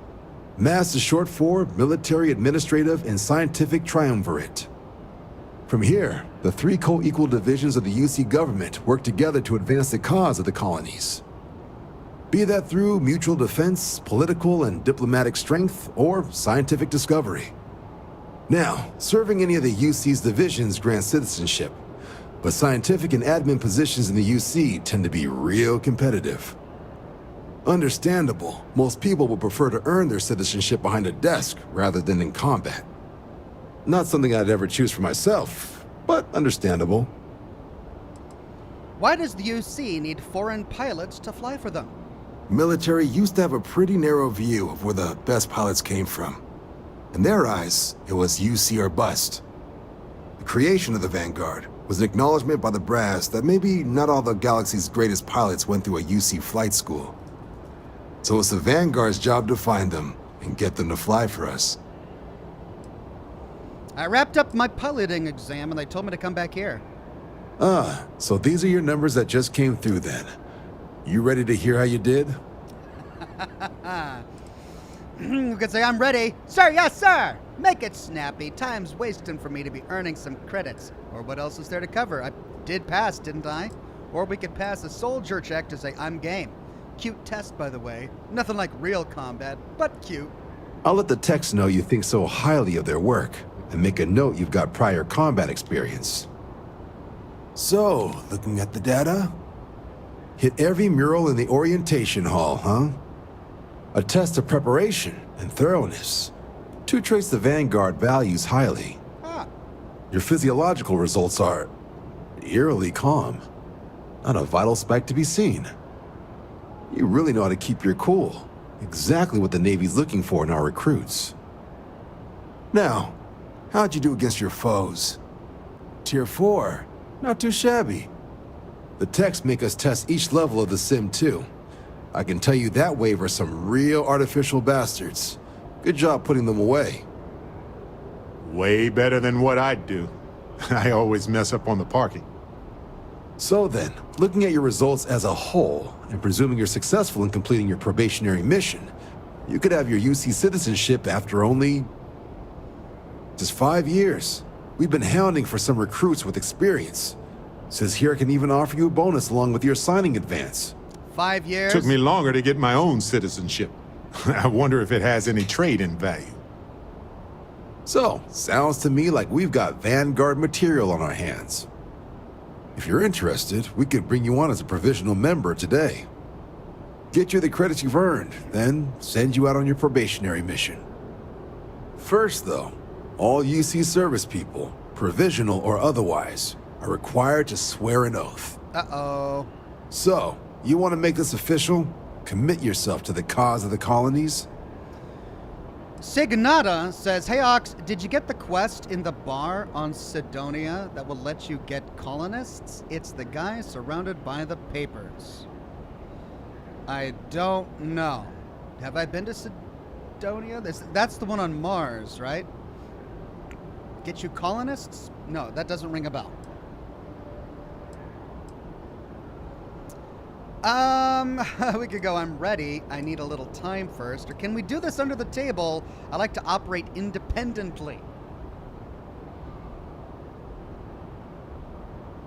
Art Pixel says there's no lockout if I take the oath. That's good. I wonder what he says, though, if I say that I would like to operate independently. Let's do. Can we quick save in dialogue? We can't. All right, fine. You're not in the Freestar Collective here. Vanguard keeps its work above board. You want in, you have to do the same as everyone else. And that starts with the oath. I'm ready. Fantastic. Then just follow me.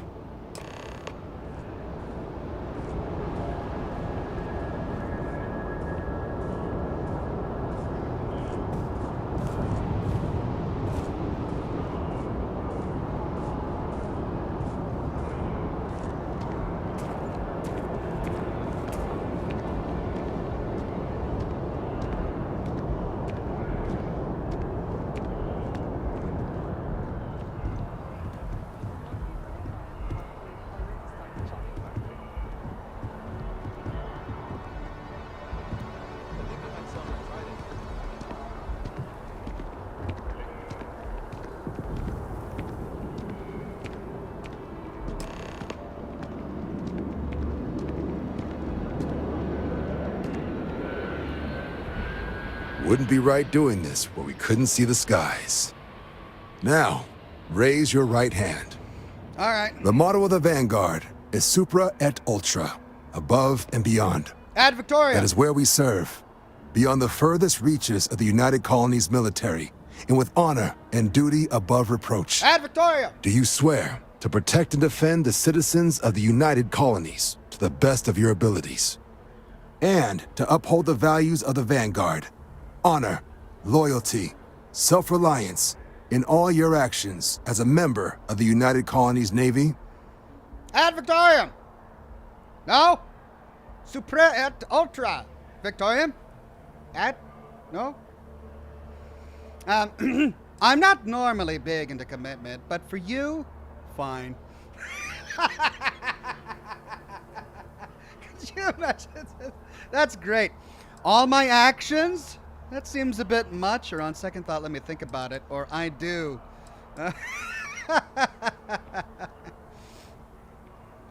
Let's say all my actions? That seems a bit much. Just say I do, funny guy. I'm not normally big into commitment, but for you, fine. I guess I'll take it. Then let me be the first to officially welcome you to the United Colonies Vanguard. Now, only thing left is getting you that probationary mission. And what I've got is comms repair. Oh. Group trying to refurb an old colony war processing plant on Tau Ceti 2. Sounds like they'd barely gotten set up when their communications died. Place is as isolated as they come, so Brass wants a Vanguard to deliver the repair suite and ensure anyone present is safe and secure. So, can the people of Tau Ceti 2 count on you? Tau Ceti 2, I do. You think I should expect trouble? No major settlements on Tau Ceti. No real active industry either. Doesn't make for a big target. It's got the potential to be a pretty quiet trip. But there's a reason they wrote, "Here be dragons" on the map edge. So if it were me, I'd hope for the best and arm for the worst. And if for some reason you do run into trouble, don't forget, it's your job to protect those who need it. So, you ready to head out? Hey, I'm getting paid, right? Sure. That's probably not the option he wants. Let's do this. That's the spirit. Head down to the spaceport and talk to Crew Chief Harath. He'll get you the repair suite plus your new recruit kit. Oh, and your advance. Money. Give it your all out there. Supra et Ultra. Supra et Victoria. Hey, 7,800 credits. I like it. All right, we gotta go to a repair suite. New mission, grunt work. Speak to Crew Chief Harath at the New Atlanta Spaceport. Sounds good.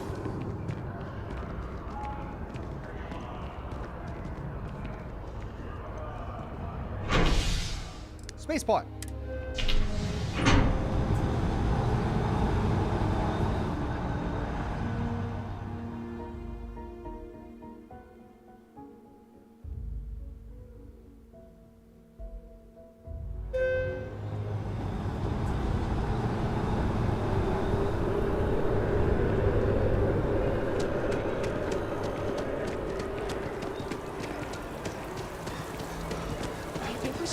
down on our lead. Every time I see that statue, I feel a little bit more hopeful.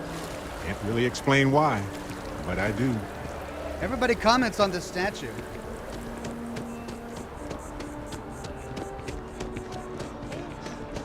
Keep it moving. I am moving. Thank you. You will be scanned. It's good to be home, right? Okay, scan me.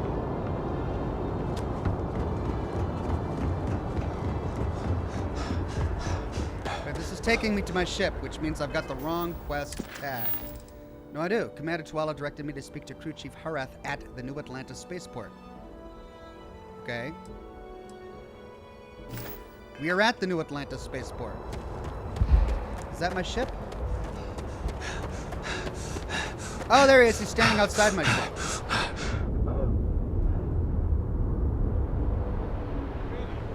I'm shocked she managed to limp back here at all. Pull it for leeches, get it fixed up, and let her know we'll have it ready as soon as we can. Yes, sir. Art Pixel says that's not my ship. Oh, it's not? Oh. All right. Ah, you are new probationary then? Crew Chief Herath, pleasure to be working with you. It's my job to make sure all you rocket jockeys are ready for anything that comes at you up there. Now, Manifest says we're fitting you out with one comms repair suite. In addition to the standard issue welcome kit all probationary pilots get for their first mission. Medpacks, some small arms, couple spare ship parts, all the essentials in case of any surprises up there. My people will have everything on your ship before you lift off. Won't even know they were there. So, paying a visit to the people of scenic Tau Ceti 2. Nice easy one for your first job. Just keep your head on swivel and you'll come home safe. Any questions before you head out? Yes. How do I keep my head on a swivel? Just never swiveled before. What exactly are you putting on my ship? Nothing too dangerous, if that's your concern. The repair suite's mostly just wiring and circuit boards. The welcome kit has some goodies in there I wouldn't leave sitting around when company comes to visit. But it's nothing some proper storage can't make safe. Guns. Anything you can tell me about Tau Ceti 2? I honestly didn't realize it had people living on it until we got your recorder. Report they gave us seemed clean. No known hostile outposts. But I wouldn't say that's permission to let your guard down.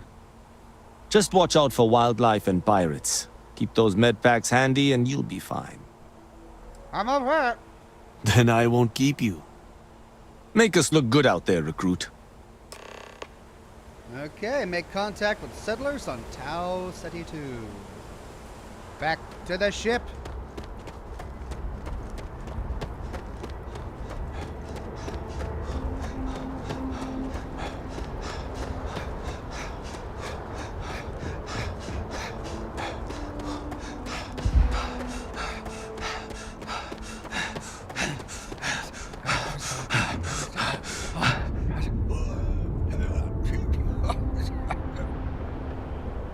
Oh, this is such an awful challenge to do.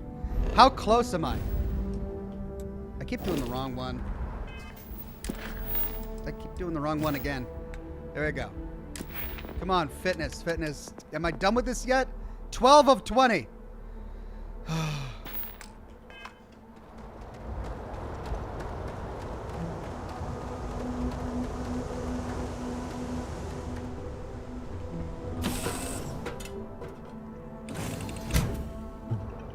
Got a minute to chat? Maybe a few minutes. Probably not hours, though. But no guarantees. I mean, Let's get out there and do something new today, shall we? based on the conversations I've had with characters so far, it might actually take an hour. Glad to see you're back in one piece. What did you want to chat about, Barrett? Take this. Enjoy.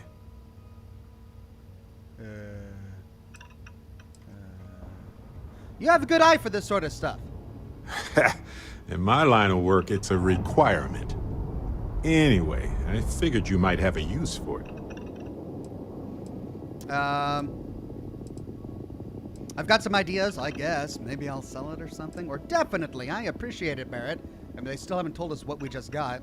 It's not a problem. If I see anything on our next expedition to a planet, then I'll hang on to it for you. Great. What did I get? I got an alien pie or something? I'm encumbered. All right. I need a comms repair suite. Frontier inventory. Let's see. I've got a modified urban eagle, grenades, ammo, aid, bandages, injector, ship parts. Nice. Battle meal, notes. These are all the notes that I threw down there. Resources, tons of resources. Did I steal that? I don't remember stealing anything. Miscellaneous, comms repair suite. Okay, let's go back to my inventory. Let's deposit all my resources. I've read all of these notes. Let's deposit the notes.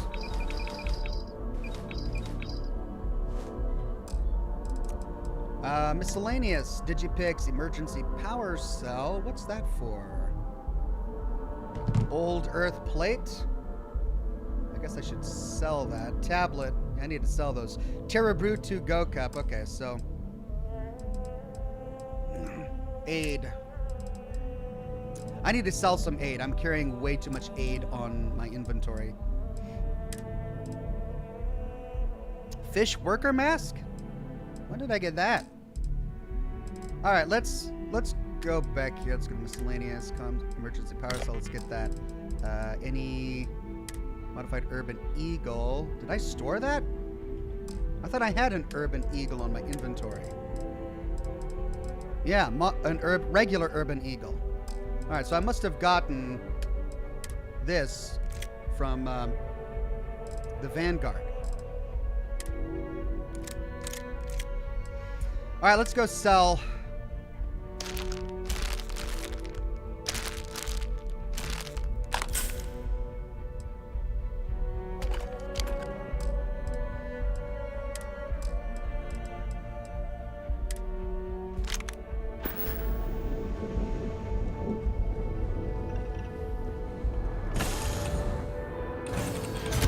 Hey, Dusty.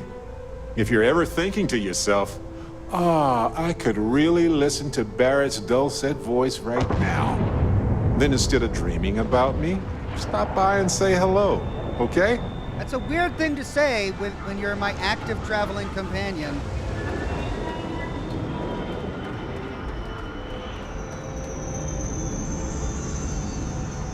Kairoi Contoy says, don't sell the plate. The plate is for the quest. Okay. Imorpheus says, read the secret outpost note. I already did that, Imorpheus, but I'll check it out again. Note. Secret. I already read this. Loyal to your crew. I get it, but screw that. Beg, borrow, steal, kill to get to Denebola IB. Yeah, we read this in my last broadcast. This started an optional quest on my quest log. So I could go do that quest, but I'll do that in a bit. All right, let's go to vendor, sell. Let's go to weapons. I don't need 2 urban eagles, so let's keep the modified urban eagle and sell that one. And now I've got 1 of every weapon type, but this is just a lot of weapons to be crating around. I really don't need them all. 6.5. I wish I could sort by ammunition used. Damage, value, weight, type. Sort by type. Coachman. Caseless shells. 7.7. Okay, so it's not sorting by type, is it?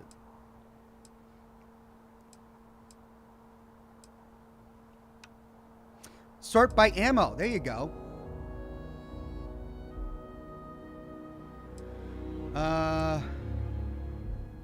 27 caliber, 43 ultra mag, laser. It's 2 different types of laser ammunition. There we go.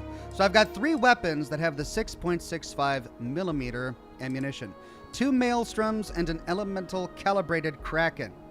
When did I get that?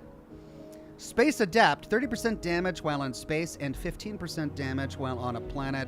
or negative 15% damage while on a planet. Rapid, 25% increase in attack speed. Elemental randomly deals corrosive, radiation, poison, or incendiary damage. And I've got a suppressed Kraken, which is 6.65. All right, I don't need that many Krakens. I've got 2 Krakens and 2 Maelstroms. I don't think that I can take mods off of weapons, so I'm going to go ahead and... It's my only suppressed weapon, though. All right, an Eon, 7.7, and a Grendel, 7.7. All right, I really need to get rid of some of this. All right, this is going to be a mid-ranged automatic weapon. This is a long-ranged sniper. This is an automatic weapon as well.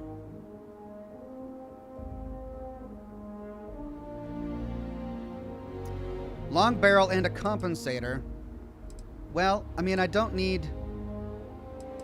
Alright, I'm probably making a mistake here, but...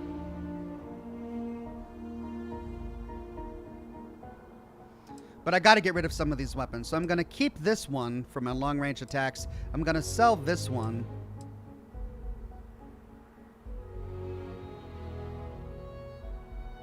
I mean, I could just put a scope on that one.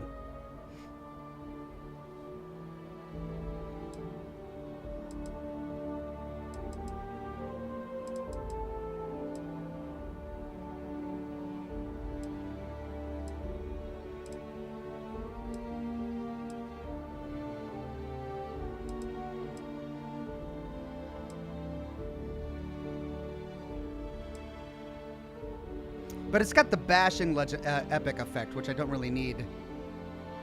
Though the 15% damage while aiming is good.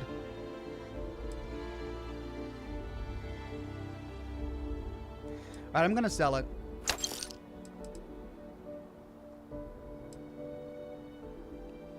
I'll keep that for mid-range. I'll keep that for mid-range. But then I've also got a pistol. Do I really need a pistol that has the exact same weapon damage or uses the exact same ammo? I don't. So let's sell the Eon. I don't need it. I've got a Grendel.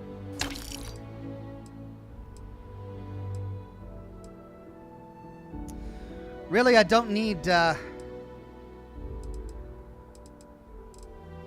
I do need the different damage type.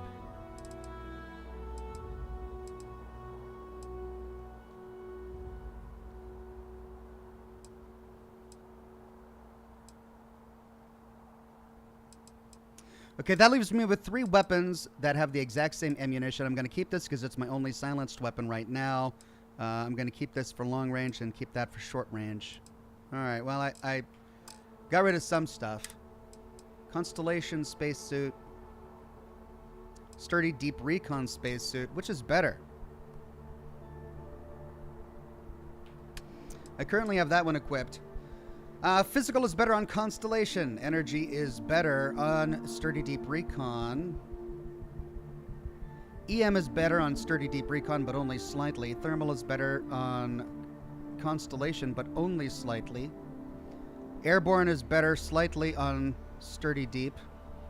Corrosive is worse on Constellation, but only slightly. Radiation is better on Constellation, but only slightly. Plus, the Sturdy has the Sturdy rare effect, incoming, a negative 15% incoming melee damage.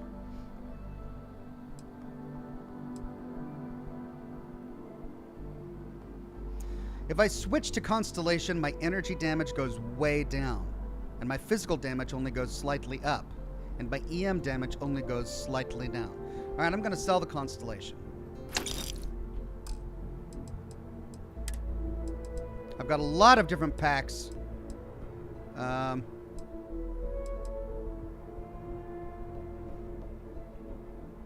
Worse.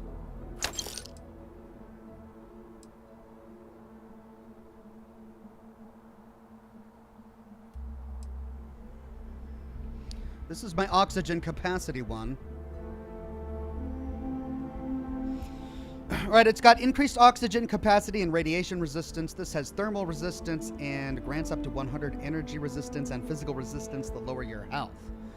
The other one has better energy, but worse physical, and worse EM, but better radiation. but worse airborne and worse thermal. All right, I'll keep this one and sell that one. Helmets, Constellation versus the hackers. I mean, I need the hackers. The O2 boosted, yeah, I'll sell that. Physical is much better on Constellation, and energy is only slightly worse. But I lose out on the sturdy and the hacker. So let's sell Constellation. Apparel, Fishworker's mask. I'll keep the hazmat suit just in case. Never know when you're going to need a hazmat suit. It grants resistances to everything, but my radiation resistance is actually better on my security uniform, interestingly enough. All right, and 8 is what I really wanted to get through. Alien Pie, that's what I got from Barrett. All right, this stuff is all really heavy. Let's sort by weight. Weight. Battle Meal Multi-Pack. Restores 20 health and increases carry capacity for 8 minutes. Alien Pie, let's get rid of that. Chardonnay. Plus 6 carry capacity for 5 minutes. Boom, pop, orange. We'll keep the distilled water as it's a crafting component. Beer, whiskey, kefir. 5 health. That's a crafting component too. Synth meat turkey.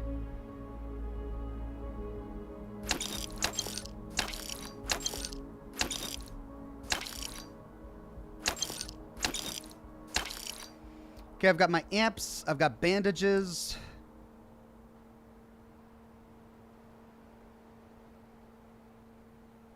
So that's if I've got bleeding or something. CQB. Melee damage. These are all my chems, essentially. 150 damage resistance.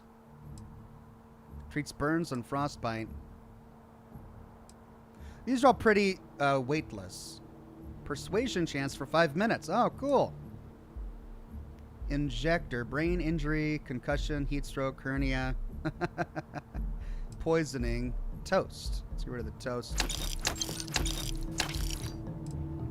The only one that weighs 0 is the med pack.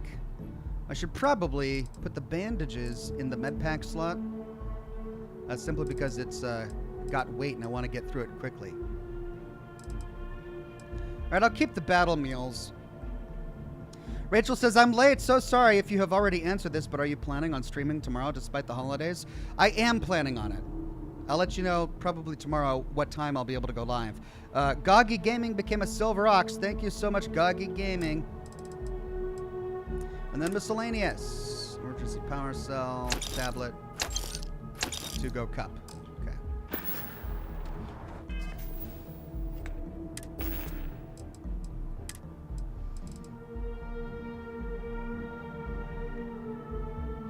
Used for treating wounds. Heal gel. Damage resistance, burns and frostbite. Heal paste, burns and frostbite. Alright, so I should put this in my...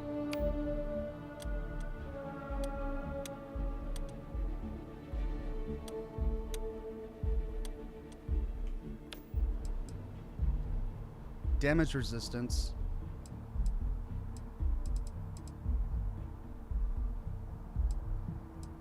What's the other one that I have? Amp. Movement speed. Alright. Let's go.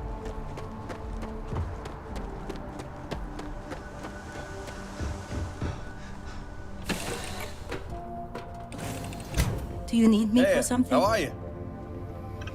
Okay, now the chat was telling me that there was a guy on Mars that I needed to talk to.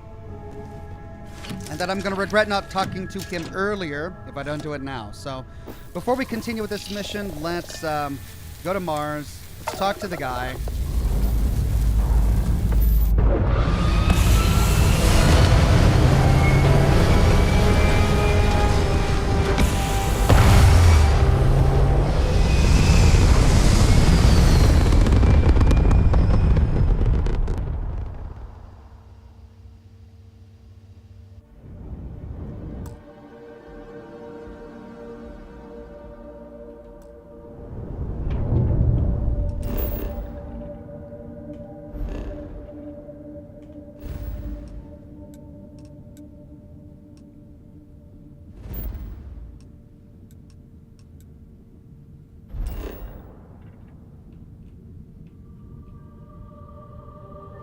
Cydonia.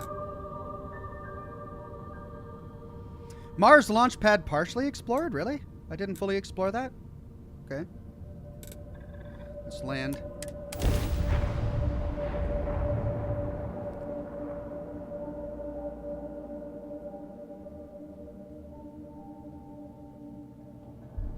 Got a moment? Let's catch up. Do you need something? Why are you constantly asking me to talk? I just wanted to say thanks for the daring rescue back there. I had plans for Matsura, of course, but I appreciate the backup. Tilly says, Handsome Potato says, Hi Ox, just wanted to thank you for all the quality entertainment and for being awesome. Love ya. Love you too, Handsome Potato, and thank you very much, Tilly. You're welcome. Glad to help out a fellow Constellation member, or it wasn't a big deal, so don't worry about it, or what would you have done without me, or why don't you thank me with some credits, or refresh my memory, Matsura. Let's say, what would you have done without me? I would have given them an exhaustive series of lectures on aneutronic fusion until they were either delirious or they became my new students, obviously. Okay. You're welcome. Glad to help out a fellow Constellation member. It's good to be part of a team, isn't it? To be part of something so much bigger than any one of us. So many things can go wrong out there. Working with people you can trust is important. And that's why I've been in Constellation so long. It's good to have people who will help out when you're in a jam.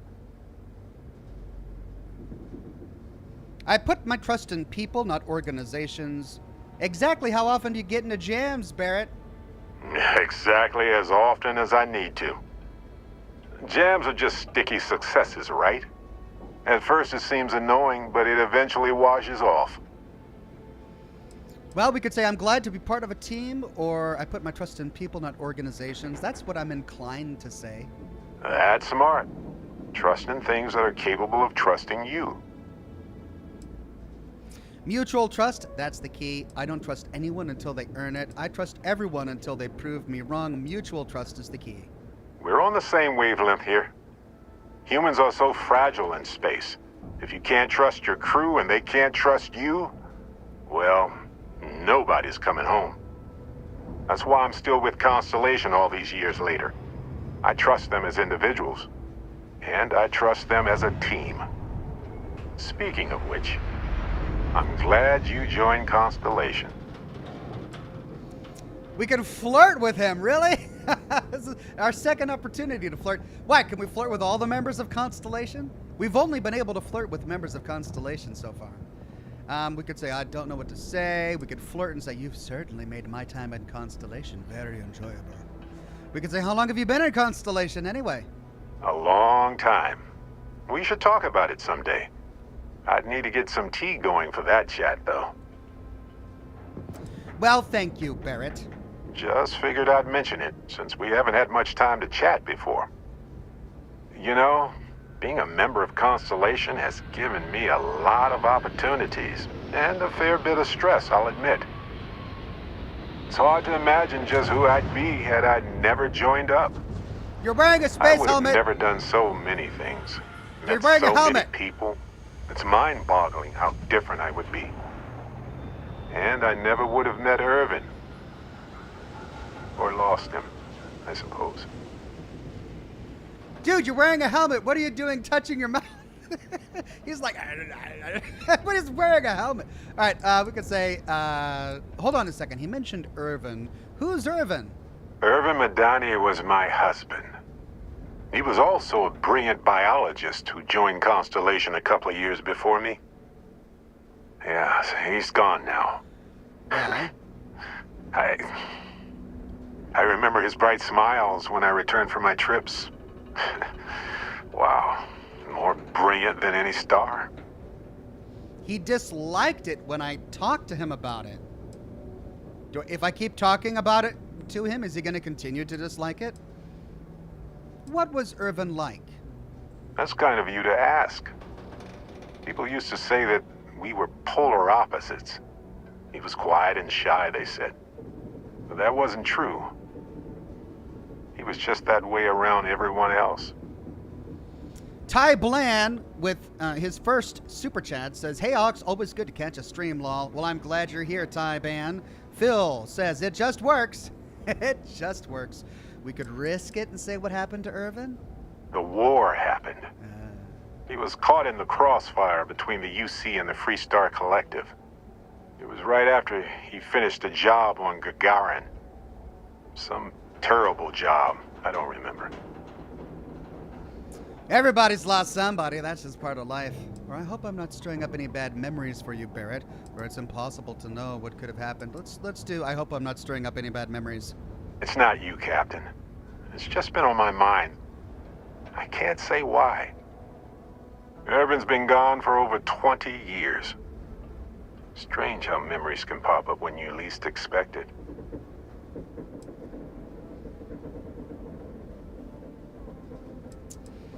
Sorry, Barrett, I don't know what to say. Or I'd love to hear you tell me good memories of Irvin. Or if you want to talk about it, I'm here for you.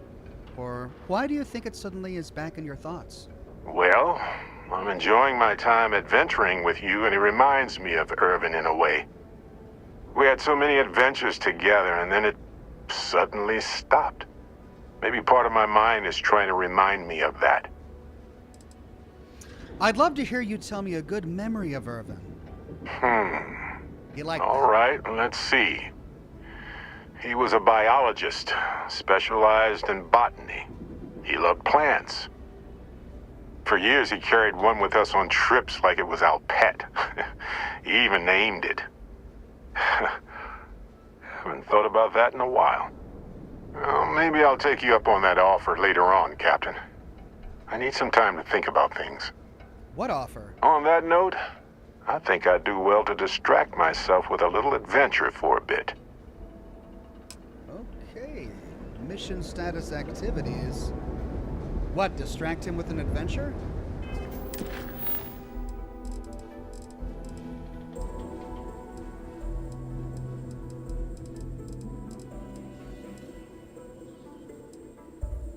Check out your ship's inventory. Did I not just do that?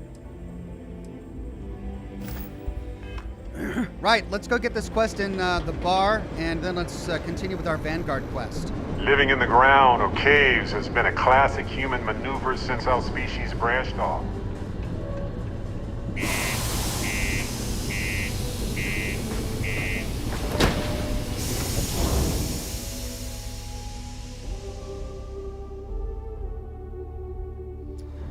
Delania Spencer says the war happened to her because war never changes. Thank you, Delania Spencer. Or Daniela. Do your part to keep Sidonia graffiti-free. Okay, so someone in the bar. Who am I talking to in the bar? Oh, that's right. Thought we'd struck oil, but it turns out it was just another deep water deposit. That would have been wild. When we came here last time, I was so burnt out from talking to so many people on Atlantis that I didn't talk to anyone in here. So let's talk to this guy. Phil Fancy Hill. seeing you here. Well, fancy seeing you here too, Phil Hill. Oh, hello there, friend. Have you been there long? Just got here. Oh, good. I thought maybe I'd fallen asleep. But, oh my, I've forgotten my manners. Phil Hill, at your service.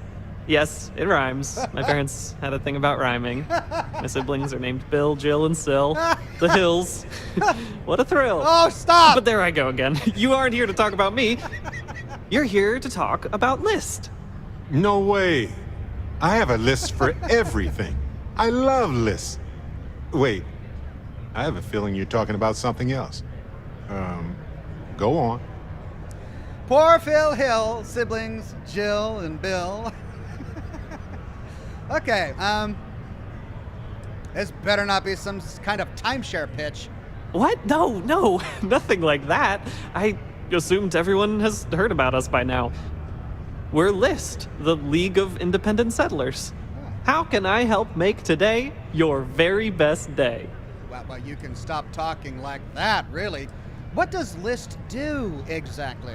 Why, we help people. We get folks set up and able to start new lives in new places, free of governmental interference. We survey the stars, find suitable places matching people's needs, and get folks started with the essentials. I don't suppose you have a ship? Interested in earning some easy credits? I'm always down for easy credits. That's terrific, because I have a lot of work needing doing. This stack of papers here, these are just the most recent applicants looking for new worlds to settle on. Everywhere I go, people are really excited about the prospects of living a truly free life, living where and how they want to. I've got a cargo hold full of stacks just like that. Oh boy. Oh boy. Will you look at the time? Wish we could help you out with all that paperwork, but we have an emergency hair appointment and left the oven on in the ship, so you know how it is. Yeah, you know how it is. Oh, of course. Don't worry. I'm not gonna make you do any paperwork. The work you'd be doing is much more exciting, I promise. Look at me, I'm over here. Smoke the Bear says, how soothing your voice with pressure washing is. Thank you. Can you hear my voice over the sound of pressure washing? Well, I'm gonna assume you can. Happy to help. I'm not a huge fan of paperwork myself. I'm leaving now. There's that many people who want to live the life of a colonist? You just sit here and wait for people to come up and talk to you? Let's try that. Used to have an office on Aquila, but, you know, budget cuts. But it turned out for the best. Now they send me all over settled space where I can interface directly with the people. I'm a people person, as you can probably already tell. Oh, yes, I can totally tell that. Sounded like Kermit the Frog for a minute there. All over intergalactic space, Aquila. There's that many people who want to live the life of a colonist? Oh, that's just a few applications worth.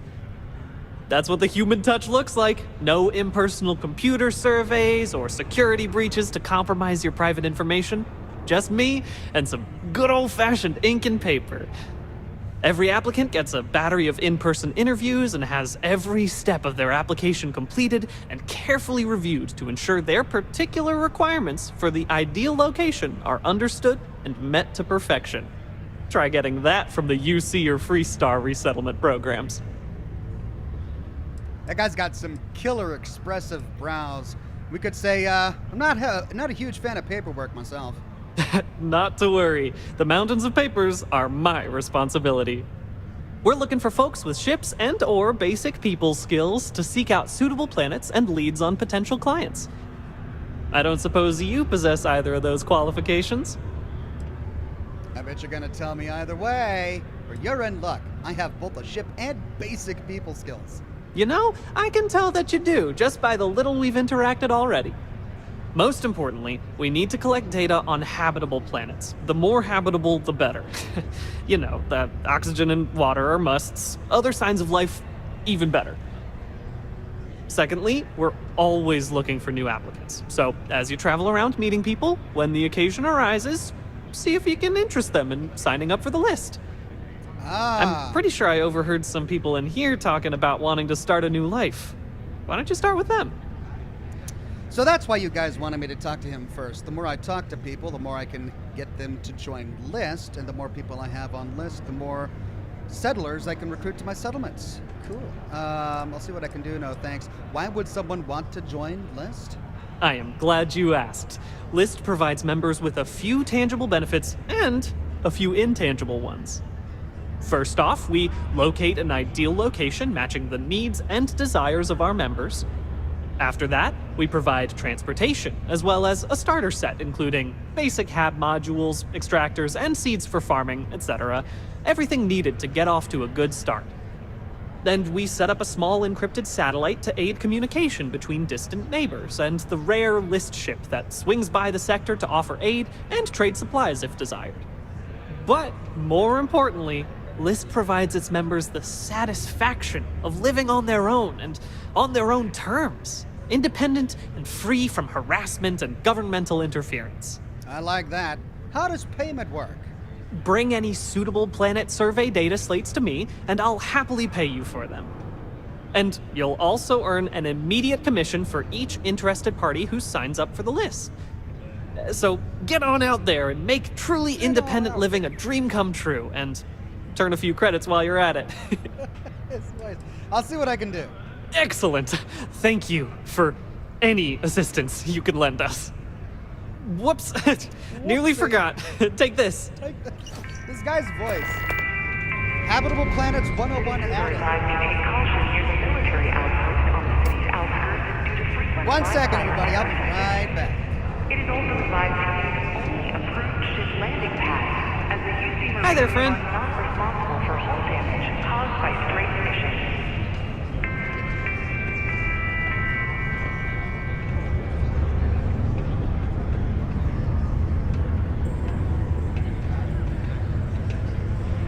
Hey there.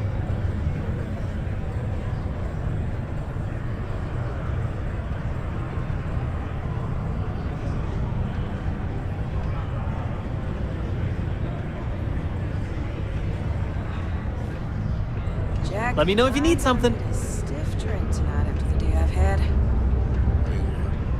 This one's on the house.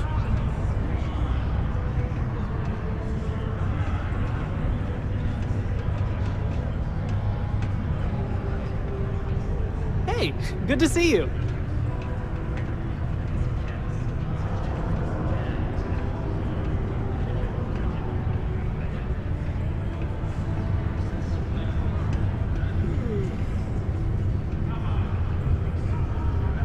Hey there.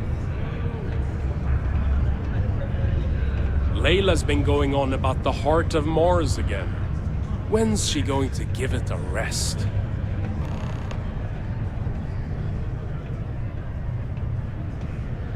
Hey, good to see you.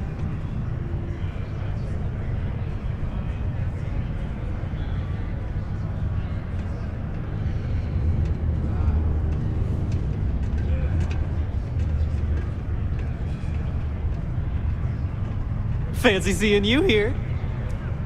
Okay, thank you for your patience. Sorry about that, everybody. Had a circuit breaker I needed to flip. Looks like I have about an hour left. So let's make the most of it.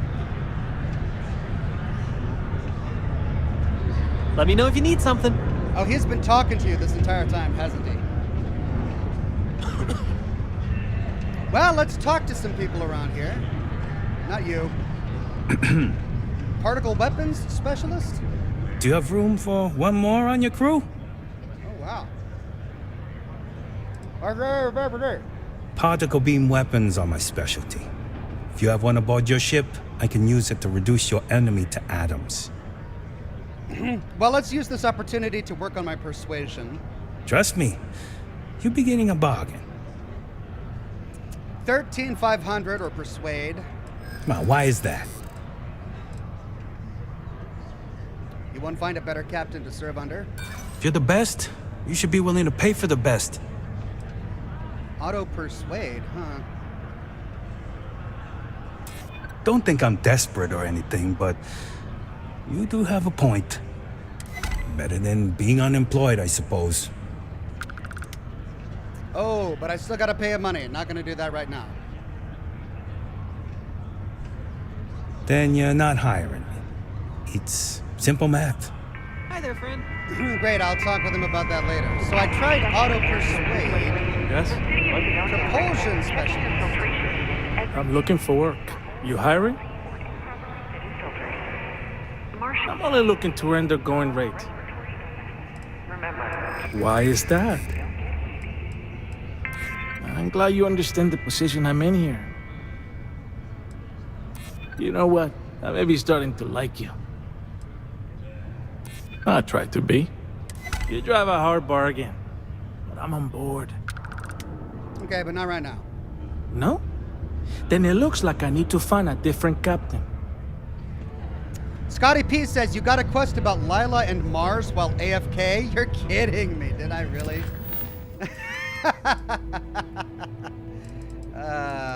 God. How did that happen? How did I get a quest while I was AFK?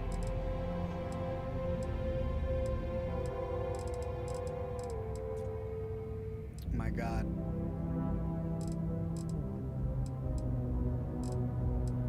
Well, I'll have to find it later. But I'm leveling up my persuasion. That's good. Andromeda Kepler? Hello, traveler. Will you join me for a while? You strike me as someone with an interesting story. Call it scholar's intuition. What? Okay. Her name is Andromeda Kepler? Wow.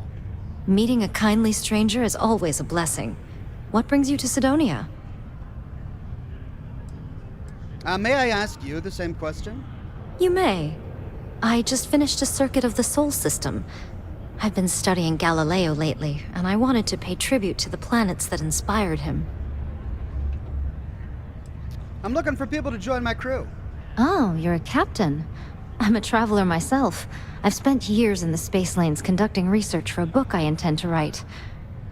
I envy you the company of others on your voyages through the Starfield. I hope the Blackest Sea has been kind to you and your crew. Julian Z says you overheard a conversation. That's how. All right, well, looks like I'll have to rewatch my own stream to find out what I missed. What type of book are you writing? It's going to be a philosophical text about my theories on the intersection between science and the divine. I've been studying that relationship for years, and I want to preserve my findings for future scholars. If you're looking for company, I'd be happy to bring you along with me. Would you? I've never worked on a crew before, but the idea does appeal to me. The older I get, the lonelier the void seems. Are you willing to pay? I dislike taking money from friends, but I'll need some credits to stow my ship at Sidonia's spaceport. I'll work to make it up to you, naturally. Persuade check. Let me think about it. I'm sure we can work something out. Yeah, I hope so. You think that means you can push me around? Not likely. You don't know what you're talking about. I'm sorry, but I can't afford to be that generous. Fail. Some other time, then. Yep, we'll talk with you later. Sometimes I wish I'd taken an easier Hey, a friend offered me a nice, cushy office job, but I'm making double out here in the Sidonian mines. Joke's on them. It's not easy living in Sidonia. I can't tell one day from the next anymore. What you need is a change of scenery.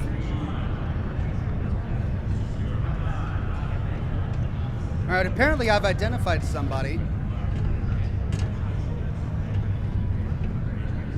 Pardon. Pardon me. Dude, what is with her eyes? It's just like creepy.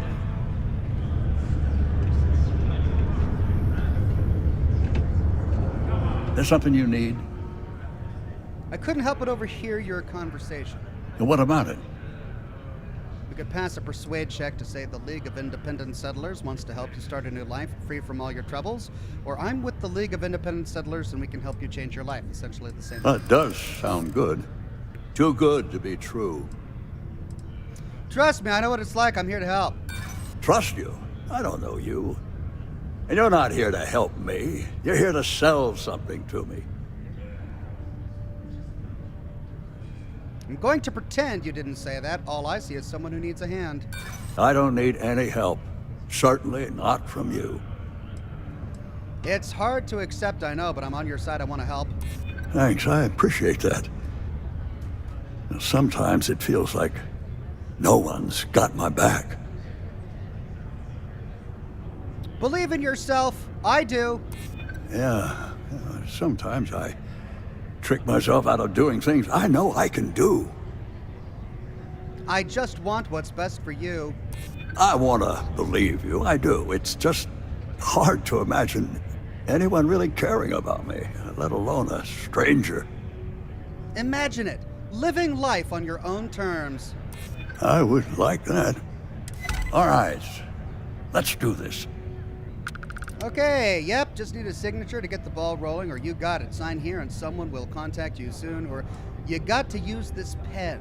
They have a thing about using ink and paper. Let's try that. Hand it over.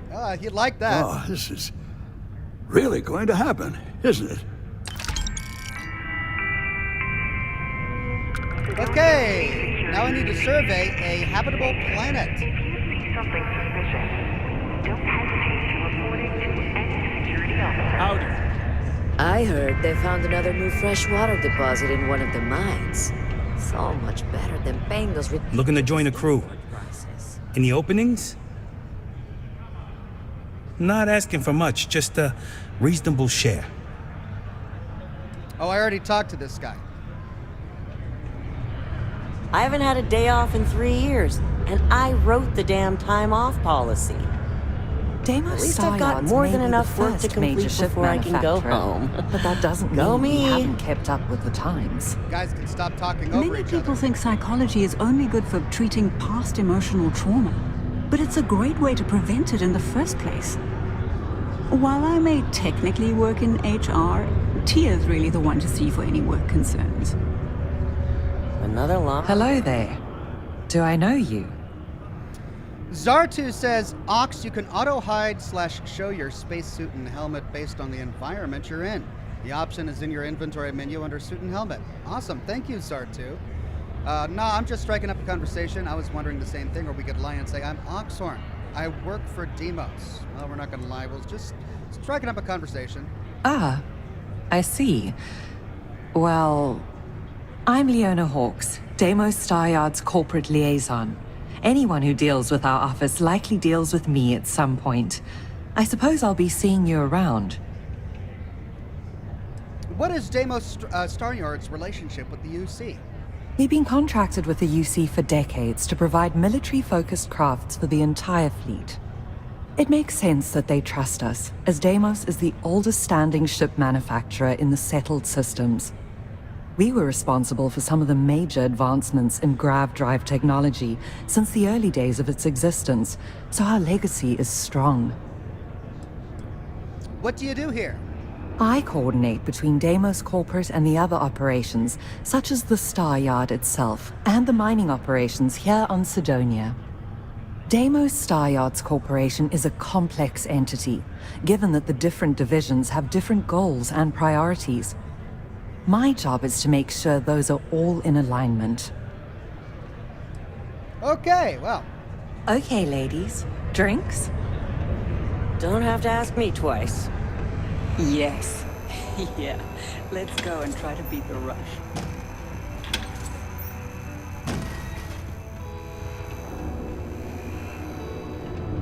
I If you think notice I've any talked of the to miners everyone. exhibiting worrisome behavior, We can come back and hire these people when I've actually got room on my Hey, ship. careful around the equipment. Don't want to lose an arm or Word, something. Jack. I heard you were having a problem with the customer. Yeah? Want to tell me what happened? Who are you talking to?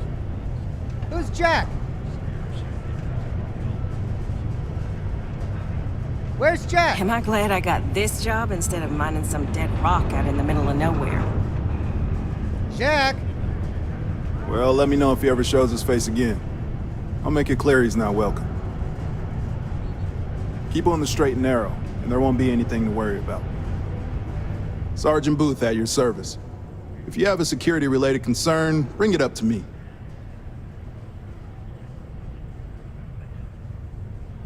Booth. Just Booth? Is that a nickname or something? As much as someone's last name is a nickname, friends, acquaintances, and other locals call me Booth. You can call me Sergeant Booth. Okay. Is there a lot of crime on Sidonia? Not if I've got anything to say about it. For real, though. I don't know if it's because everyone's too busy working, or if it's because of the military presence, but crime's pretty low. We get the occasional drunken brawls, petty thefts and stuff, but Sidonia ain't exactly a hotbed of crime. We're not Neon. I saw some people with red eyes. Anything to worry about? Well, it ain't drugs if that's what you're worried about. You'll notice it happens to miners and anyone else that's been down in the red Martian dust too long. Nothing to worry about any more than anyone else around here. Used to be a sign someone was ready for the Red Devils. And some of the ex-Red Devils still think they're a big deal. They ain't as badass as they think they are. And any that do have a chip on their shoulder and cause trouble, well, I'll put them in their place. Red Devils. That was the group that had the xenomorphs, right? Right, that's it. Don't let me keep you. Hey, it's my personal savior. Thanks again for the assist. Did I help him with something? Hey, good to see you again. Still think there might be room for me on your crew? My crew is too full right now. I'll worry about all that later. I hope I'm not bothering you. Whelan Parker. Hope nothing bad happens today. You seem a little nervous. Are you okay? Well, I guess I am. The thing is, I get injured on the job a lot. Nothing too serious. I've lost a few fingers and toes and stuff. And well, I have to go see Dr. Flynn a lot for treatment. I'm pretty sure she's annoyed and sick of seeing me. I don't blame her. I've been thinking about writing her a letter of apology, but I have no idea where to even start. I don't want to come across as weird or annoying. Fingers and toes? Do you like being a miner? No. Oh, I mean, was that too frank? I don't know. I mean, the job pays well, but it's dangerous and hard work. I hurt myself a lot, too. I'm definitely looking forward to my contract being up so I can leave. But I don't really know what I'll do after. Oh, man, this is all so stressful. That's it. Oh, yeah. Goodbye. I mean, he has all 5 fingers on both hands. Careful near the railings on the upper levels. Must have all been toes.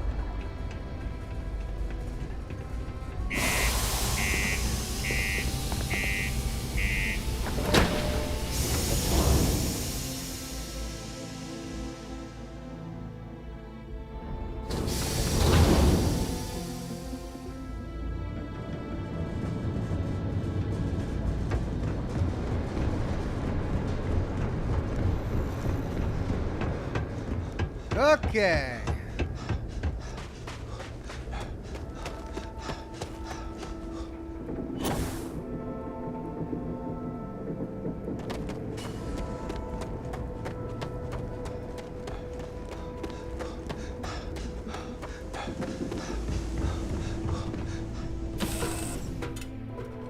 Everything looks exactly as we left it, right? Right. How are you, Dusty? Now, make contact with the settlers on Tau Ceti 2. Okay.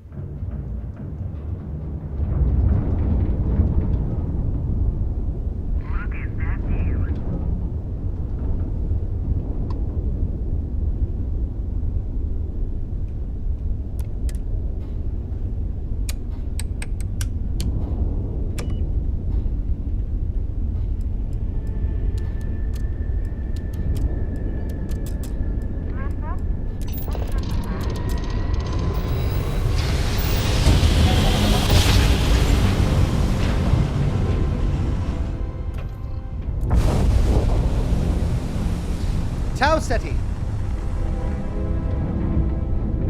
All right, can I scan it? 18% surveyed.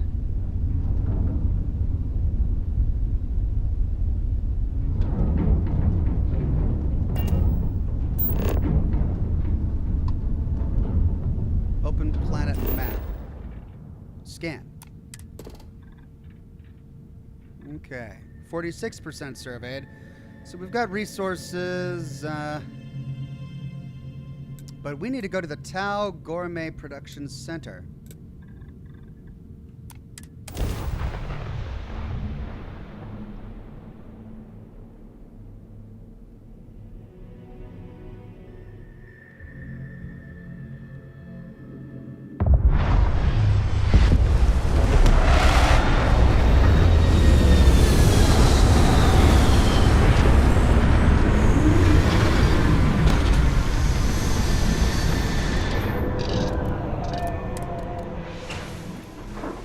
Looks abandoned.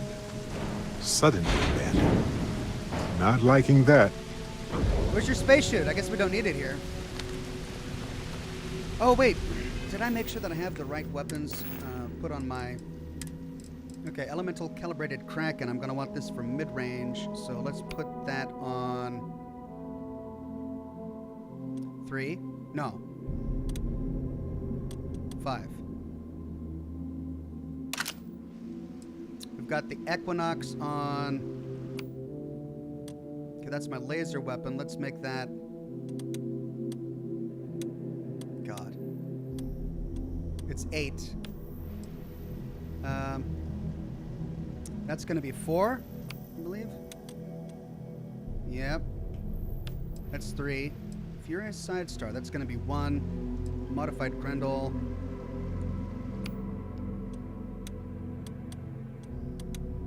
That's 7. Modified Urban Eagle. I'll use that as necessary.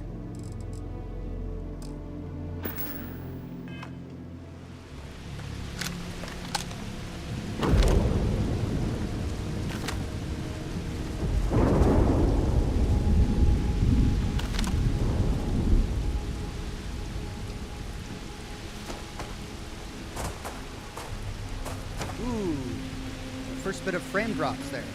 We got a ship here.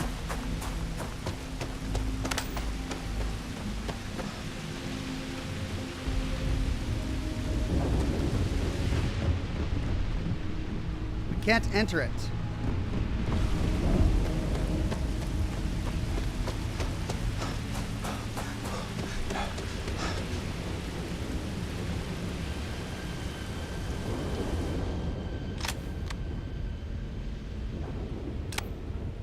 Looks abandoned.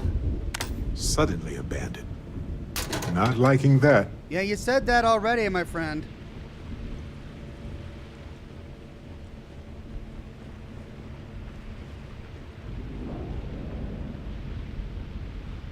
Salvager, maybe? Looks like this just happened relatively recently. Antique videotape. They've got a VHS tape here. The New Atlantean, Volume 1, permanently grants the recipe for the deep food item. All right.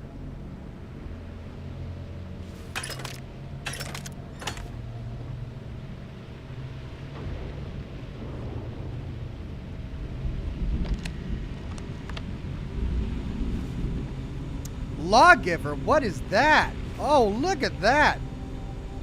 50 caliber ammo. Holy cow, I think I just found a cool weapon. The Lawgiver?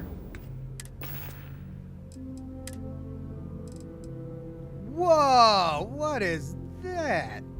I mean, it's got worse physical damage than my shotgun, but it is a rifle. That looks amazing. Oh, I can't wait till I get like an epic Lawgiver. I just gotta use it. It's cool. Oh, look at this beauty. All right, pharmaceutical, med pack.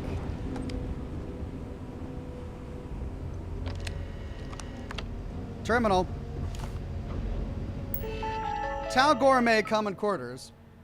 Tau Gourmet Vision Statement.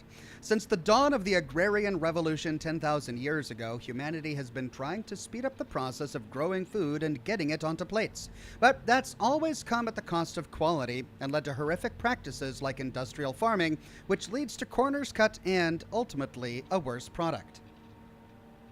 And we've all just accepted it. We live in an age, a freeze-dried age, but we don't have to. Tau Gourmet is going to change that. We're going to make fresh food cheap and available everywhere. We're going to let our livestock and crops grow as nature intended and use smart automation to harvest and prepare them at the peak of freshness and deliver them with such speeds that our clients won't ever go back to using freeze-dried again. It's a big task, and accomplishing it is going to take focus, innovation, and dedication. Are you up to the challenge of changing how the settled systems eats? Then let's get started. Cote Caudillo. The plan. We are standing in the middle of an unfinished masterpiece here. The UC military came in, put down some incredible machinery that they then barely used, and promptly let it to rot the moment the war ended. Now, 20 years later, we are here with an incredible opportunity. Updating this place is going to take some serious work. We're all going to be pulling double, triple, quadruple duty around here. So if you're going through a tough moment, please remember everyone else probably is too. It also means that if you're in a place where you can lighten someone else's load, please do.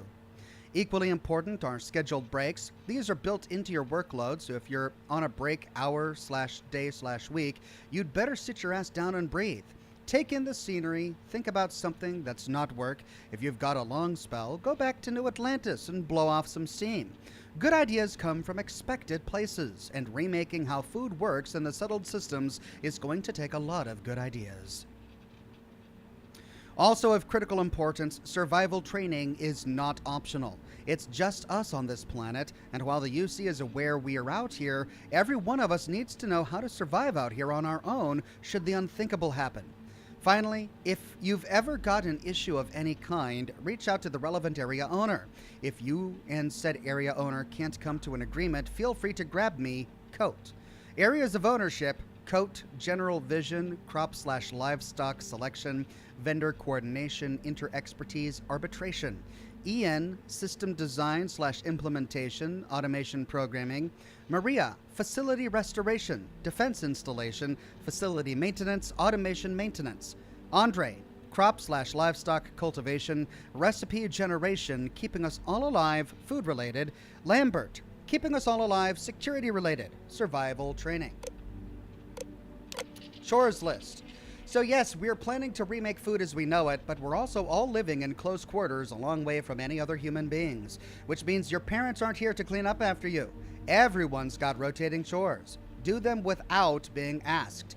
Coat, laundry. Ian, decluttering common spaces. Maria, trash incineration. Andre, composting. Lambert, weapon care. This one doesn't rotate until the rest of us are firearm certified. Night watch rotation: Coat, Ian, Maria, looks like she was the one on watch when everything went down, Andre, and Lambert.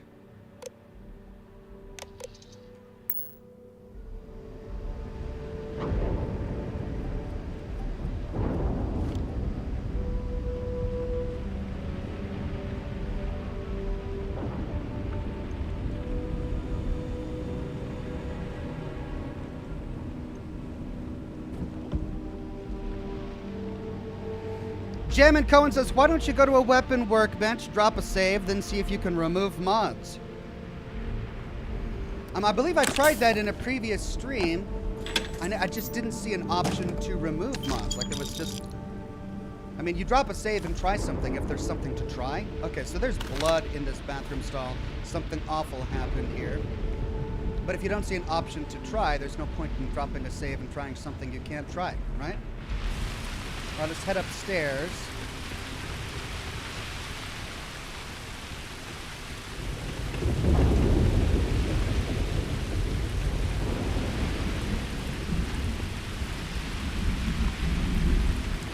Weapon workbench. Okay, here you go.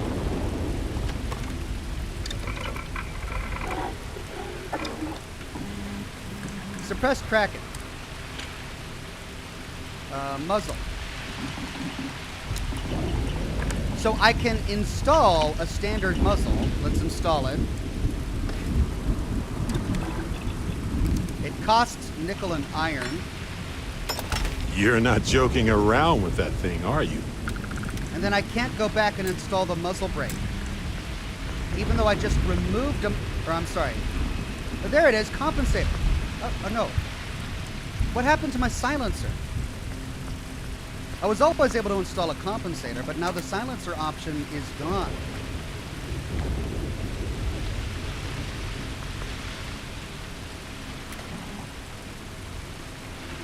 The suppressor is gone.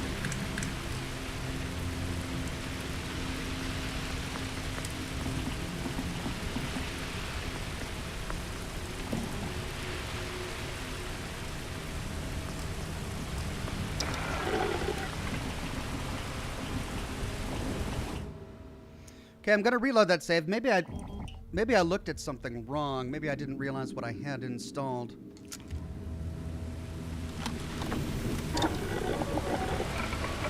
Suppressed Kraken, muzzle. Okay, yeah, it was the muzzle brake that I currently have installed. And when I switched to the standard muzzle, I lost my ability to put the muzzle brake back on. So you can't, if you take a mod off, it doesn't appear in your inventory like in Fallout. You can't take a mod off a weapon and put it on another weapon. You can only switch to different mods on a weapon if you have the skills and the materials in order to do so. Jammin Cohen says the Waste Not, Want Not perk in the technical crafting skill tree allows you to disassemble items and gain all the mods installed on them. Okay, so I've got to upgrade a perk in order to do that. Mr. Pestaroni says your suppressor is still installed. It's not. Look, I switched to standard muzzle. Good job. The suppressor... That's a huge improvement. Oh, I see. The suppressor is still installed. It's just oh.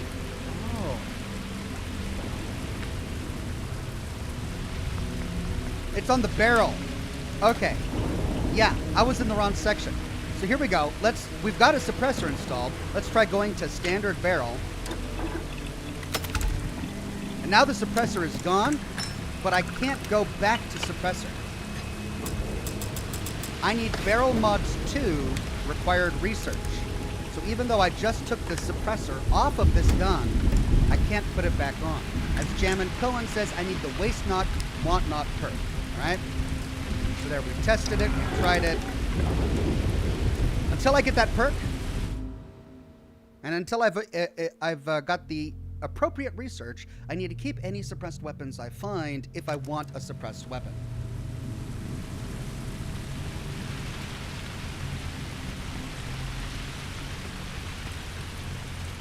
Oh my God! Well, they don't need it now. Well, I wonder which settler that was.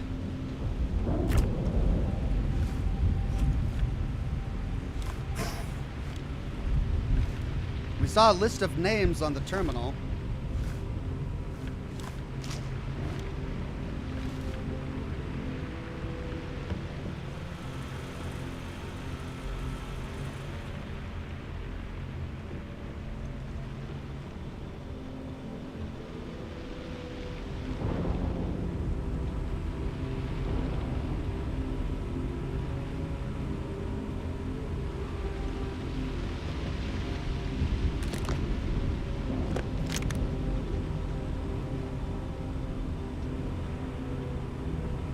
Alright, I think that's everything here.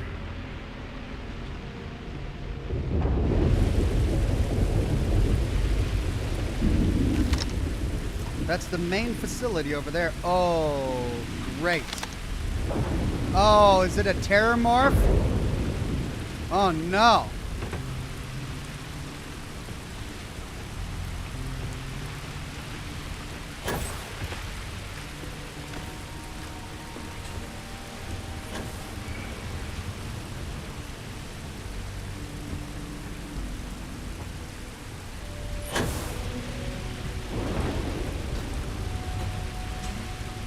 Spacesuit workbench.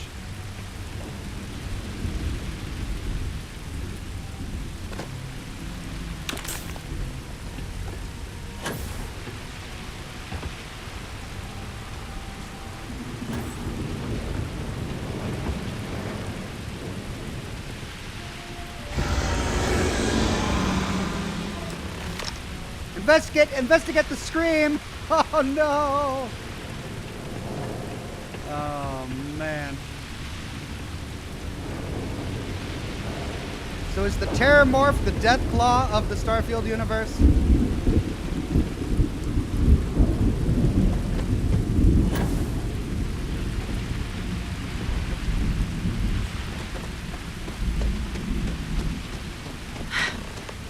Either I got hit harder than I thought, or you've got some incredible timing.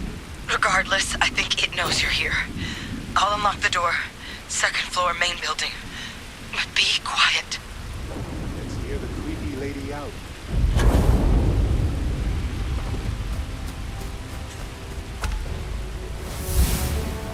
That got me up to level 10.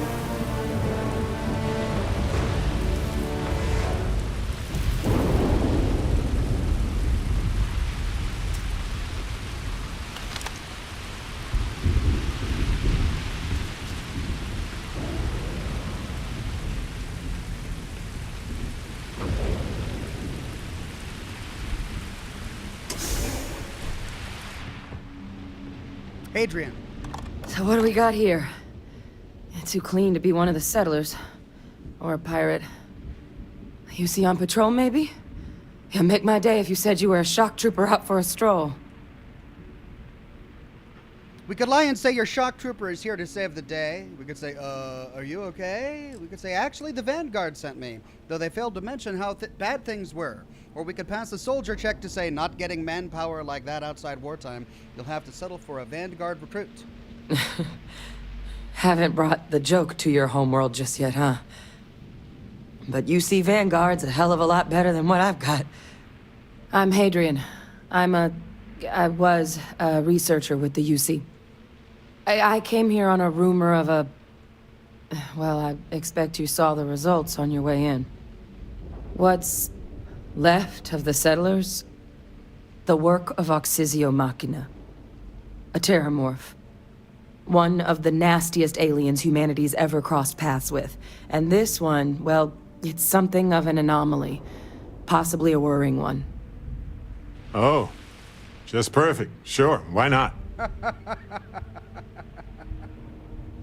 Great camera work there, guys. Wait, are all the settlers dead then? I managed to scope out a fair bit of the facility before it found me. If there are any survivors of the attack, they're long gone. What kind of anomaly are we talking about? Terramorphs have a unique growth cycle. They're usually only found on worlds that have been long colonized by humanity. But Tau Ceti's too young to have one. Yet here it is. I came looking for an explanation and found all this. A terramorph? What's that? Other than a stark reminder that nature isn't our friend? You're not wrong. Among apex predators, they're the pinnacle. Resilient, agile, smart, and their mental prowess only increases with age. Some can even dominate the minds of weaker species, keeping them as pets, livestock, or toys. So the kid was right. They're creatures without peer. I'm not exactly equipped to deal with a killer alien, or sounds like you could use my help then. I sure could. Because to confirm my suspicions about this creature, I'm gonna need a tissue sample from it. And to get that, I need its corpse. But there is a way we can give ourselves an edge against this thing. The plant's security system. The admin terminal's here in this building, but it needs its connection reset. And as I found out, that's not a one-person job. Oh dear. But if you can make it to the security outpost and restore the connection, I think I can get things back online. See if the settlers left us any other tools. You're not coming with me? Admin access is centralized to the terminal in this room. Nothing's coming back online if I'm not here. But even if that weren't the case, I'd likely be more of a liability out there than a help right now. Where can I find the security outpost? It's the building in the middle of the facility. The terminal in there should allow you to grant me access to the system as a whole. Then we can see about getting things back online. What can you tell me about this security system? The settlers outfitted most of the buildings with turrets at some point.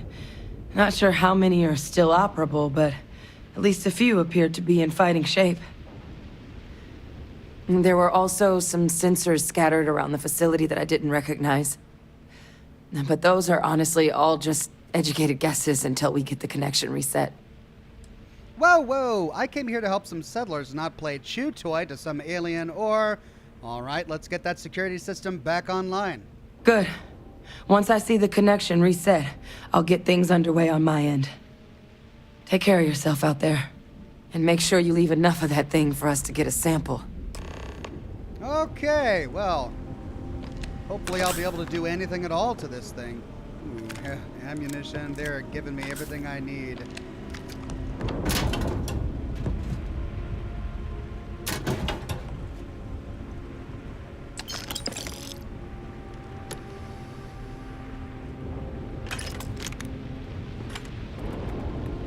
Can I read the terminal, please? Adam M. gifted 5 Oxhorn memberships to the community. Congratulations to Chef Breccia, Kaji Sagara, Shibify, and Mr. Bear. Job logs. Okay, power back on. Test, test. Hello, Tau Ceti. Good God. Going 45 hours a day, working through the nights. It took all the Model A's we had on hand a full week to get this place scrubbed properly. Military sure was in a rush to get out of here after the colony war ended, I guess. Finally don't have to wear my breather indoors. 1 building down. Just wrapped getting the prototypes installed and run through diagnostics. Everything looks good so far. The new age of clean kill meat production begins today. I don't want to jinx it, but the prototypes are working as expected. Better, maybe? We've had multiple successful tests, able to save all the scraps we'd expected to. I don't want to get ahead of myself here, but this may work. Tau Gourmet might just change things.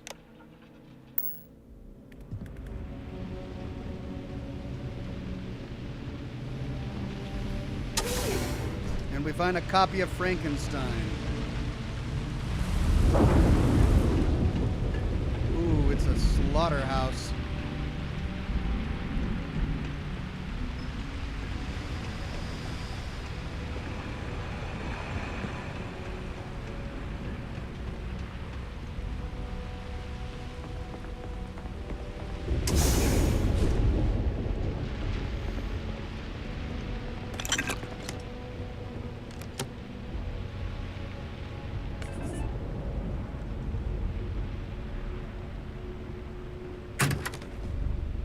Well, maybe that's why the Terror Morph was attracted to this place. Expert crap. Because of all of the, Master, come on. Because of all of the animal processing that was being done here.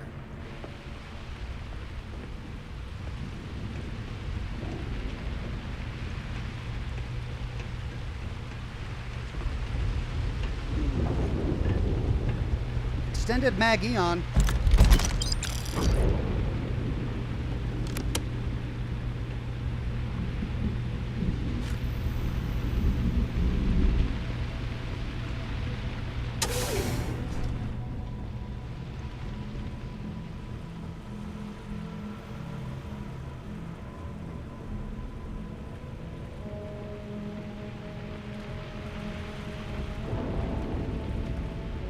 All right, so that was a lunch break room. Yikes. Ooh.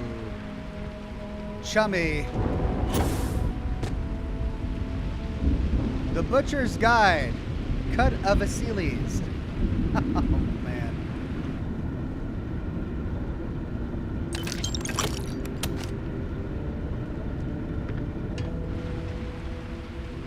All right, well, the Terror Claw tracks go out there.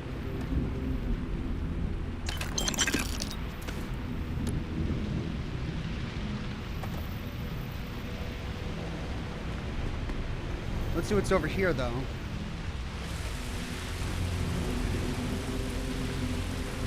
Dressing.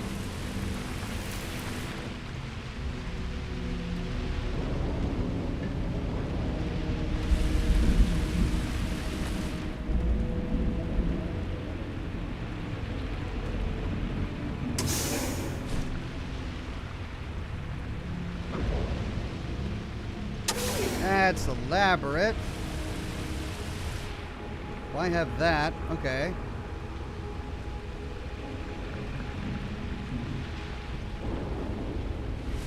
Preservation, sanitation.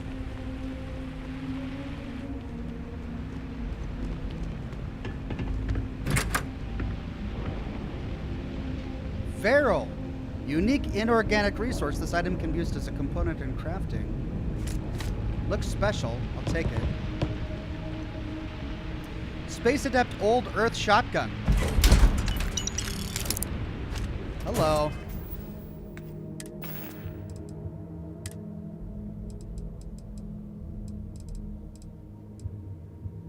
Wow. 80 physical damage. Is it better than the Coachman? Yeah, this only does 50 physical damage. That does 80. Yikes. 30% damage while in space and negative 15% damage while on a planet. So many weapons.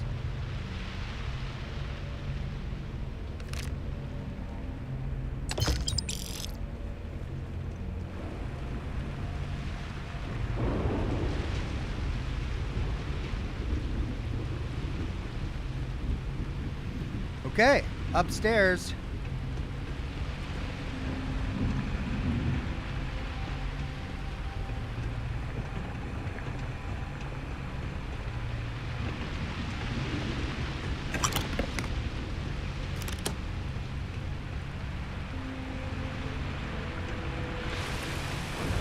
Okay, this leads to preservation sanitation.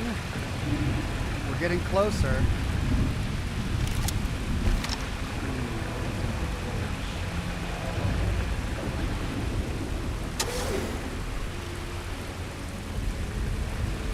Hold on.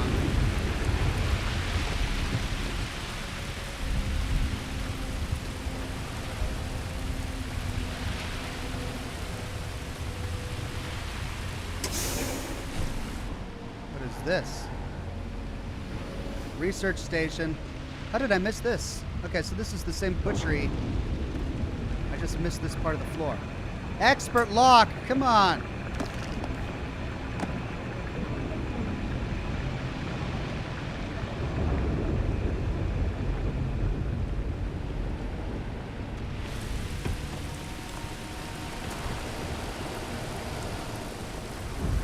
Okay, we'll probably come back around there through security and into packaging. So let's go back up here.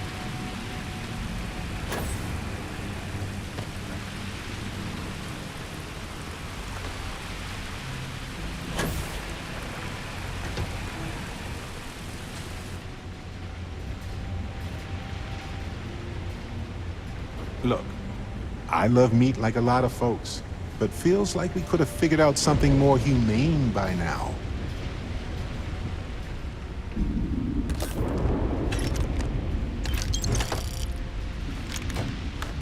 Well, we're definitely getting all the loot.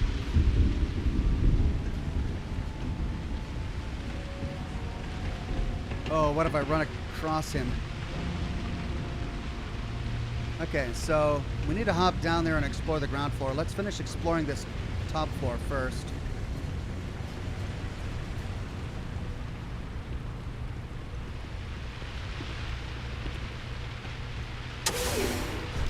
Okay, this is going to lead to security. That's where I need to go. Let's hop down here. Oh, this looks like a nest. Oh, crap. We found the Terrormorph's nest. This leads back out to where I explored over there.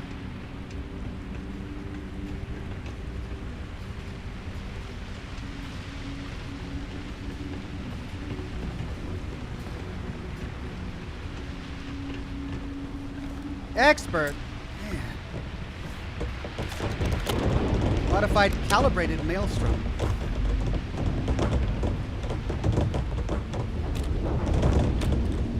What's that noise?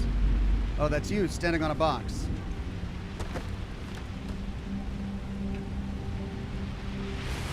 That leads back outside. Ah, I don't get it. Factories in the middle of nowhere are usually connected to the military in my experience. But this is just meat, isn't it? Well, yeah, haven't you been paying attention? This better not be the secret ingredient. Power breaker. Error. System offline. Alright, so we need to go to the system, and it'll point out all the different power breakers. Nicholas Cohen says, "Hey Ox, I'm just wondering, what are your initial thoughts on Starfield? Would you recommend the game?" Yeah, I definitely recommend it. It's definitely a Bethesda game, and it hits all of the major RPG exploration points that I want in terms of gunplay and character customization. The story is all right. It's certainly not bad by any means. Error. System offline. I'm looking forward to the moment where I really get into the story, but so far I'm having a great time exploring the universe and coming to grips with the story. It's a little bit slow, but not bad by any means. Okay, so we found a couple of the power banks that we are likely going to have to trigger after we get to security. So let's go there first. That's going to be right down there. Let's explore this rooftop first. All right, these are the turrets. Looks like this is where the final battle is going to be, because we've got all of these turrets on the roof looking at this courtyard.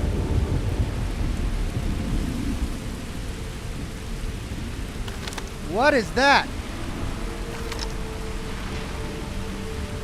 Should probably use my suppressed weapon, right?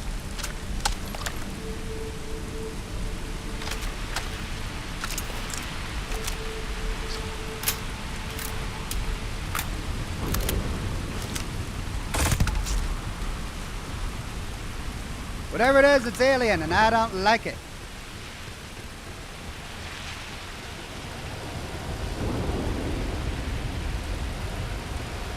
There's another power breaker.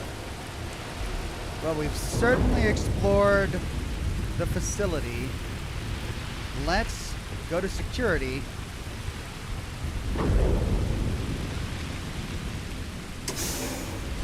To start the process. Okay, so that's the terminal I need. Ooh! Settler.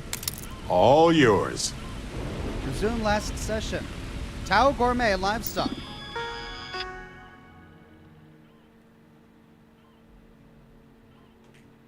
Hold on. Switching cigars here.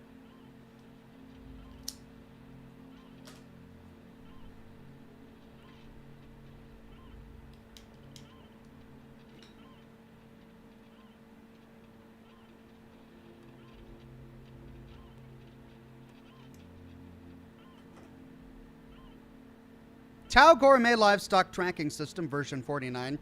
Please select an option from the list below. System status, error, reset required, build logs, Tau Gourmet. All right, so we got to reset the system before we can read the system status. Build logs, Tau Gourmet. Build point 2. Okay, I think we're finally ready to give this a real test. The frequency needs to be calibrated to the size of the stock, though, so we'll need to get some general measurements of the creatures once they arrive.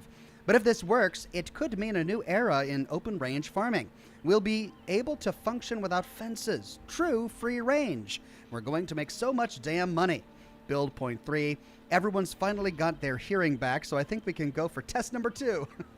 Our initial hopes for range and distance might have been a bit ambitious, but we've at least got the fundamentals down. Turn on the system, have the signal beam directly into your personal radio, letting you know the location of nearby creatures. Oh, this is going to be creepy. Next up, improving how many animals we can track at once and how far we can track them. So we're going to use this system to track the creature, and it's going to tell us how close it is. All right, we got to reset the system before we can... Ooh, what's... Oh, look at this. Oh, it's a lacerate. It's an epic. Yeah, oh, give me that. Oh, give me more. Oh, disassembler, 20% damage against robots. Oh, that's not going to be useful today. Lacerate randomly applies a bleed effect to the target. Physical damage, 34. Oh, just beautiful, just gorgeous. I love it. Yeah, that's what I like.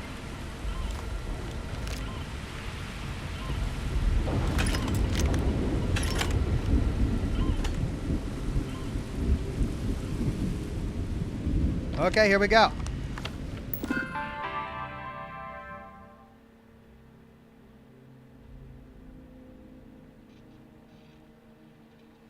Zartu says, Oxhorn, you need to pick up and read the book you find, like Frankenstein, as that can lead to landmarks on planets. I've read a lot of books. I believe I also read Frankenstein during my first and second broadcast, and so I'm not reading books that I feel like I've read before, because they're scattered all over the universe. But yeah, I will try to pick up new books and read them. Please select an option from the list below. Security system connection status, reset connection. Sure, let's reset security connection. Done. Automated defenses, error, power fault detected. Damage detected: evisceration, packaging, sanitation, dressing, and quality control. Maintenance team, please reset all power breakers. Tracking system. Proceed to control room to initiate system reboot. Security logs. Equipment dropped today. Additional materials for the livestock tracking system. Ian's cooking up. Couple predators came over the ridge last night. Maria was up, so she took a couple shots at them, drove them off. Those turrets can't get here soon enough. Got the turrets delivered at long last. Once those are installed, no one needs to night watch anymore. Our lives are about to get a whole lot better. Took multiple days on the ladders, but the turrets are hooked up and ready to go. Goodbye, night shift. I may have been hasty. Turned the things on for the first time last night and blew out the grid. Rewiring starts today. Okay, couple more tests of the system, and I think we're finally ready for prime time. All the automation they're trying to build into this place draws a lot more power than we initially planned for. Some technical materials, and more excitedly, feed dropped off today, finally getting perishables at long last. Seems like this might be truly happening. Art Pixel says, save before going to the next terminal. All right. Connection restored. I'll make this quick. Plant's turrets took a beating, but I should be able to get you a couple of kill lanes. Just get the thing to chase you down the alleys between the buildings, and you'll lead it right into a crossfire. Hello. I wish I'd found this earlier. Those sensors around the facility? Part of a livestock tracking system. Should let you keep tabs on how close the terramorph is. But it's not connected to this network. There should be a terminal in the adjoining room. Tune it to 183.5. Okay, tune the livestock tracker to 183.5. Let's do a hard save.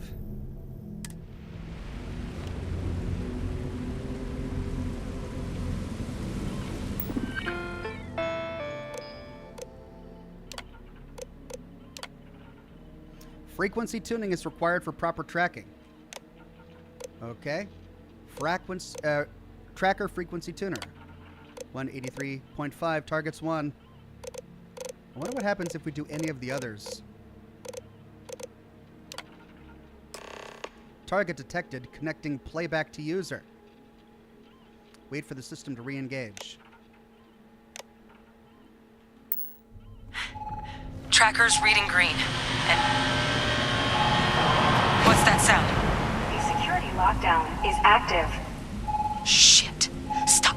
Stop whatever you're doing and get in cover. It's on the move.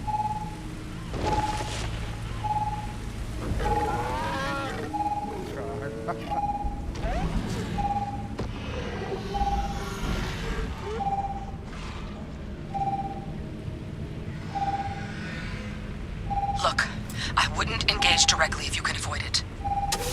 The kill lanes. They're set up but need power.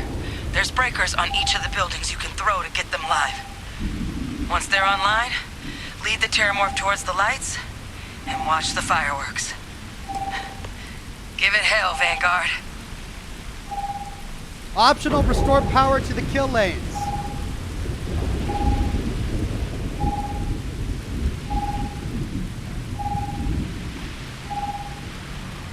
Wasn't there one over here, though?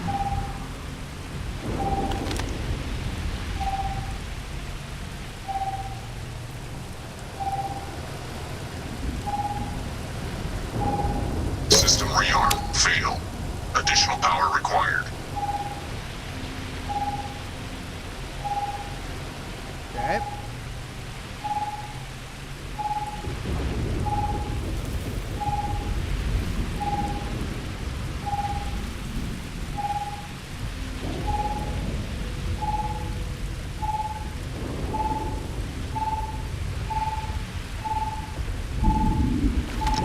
There he is!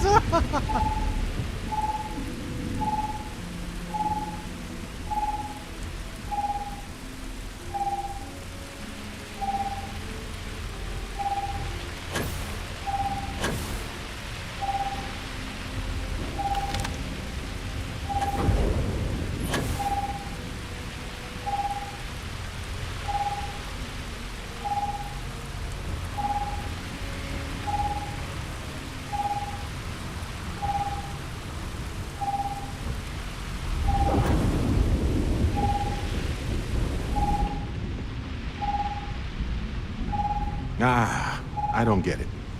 Factories in the middle of nowhere are usually connected to the military in my experience.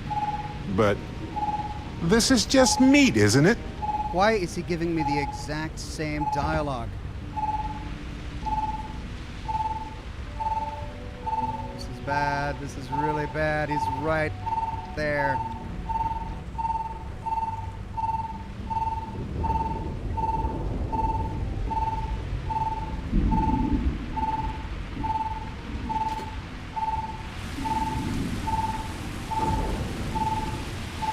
God, he's right there.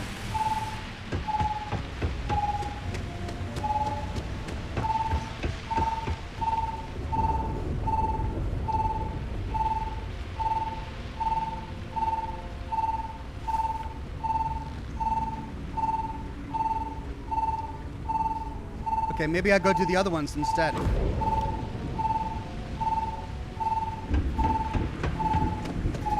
Look, I love meat like a lot of folks, but feels like we could have figured out something more humane by now. Yeah, he's gonna say the exact same thing over and over again until I finish this.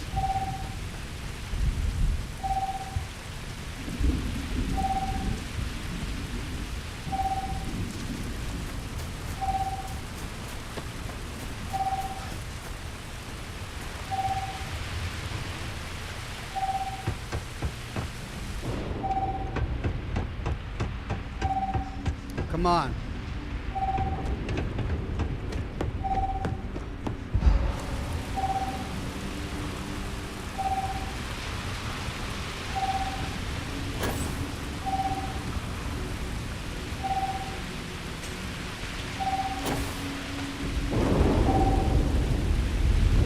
Additional power input required. Ah. I gotta do the right ones.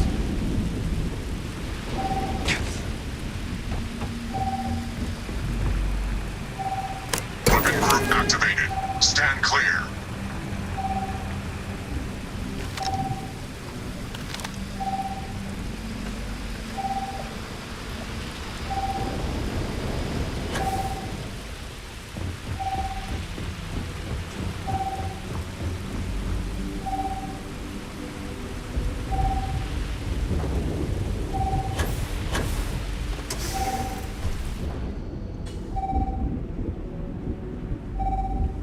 Local defenses restored.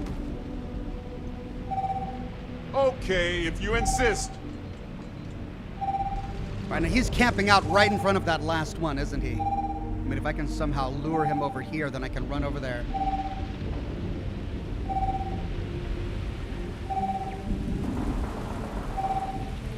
$60 meters, 50 meters. So I love this part. Barrett, shut up! We're doing stealth. That's what this says. It's stealth.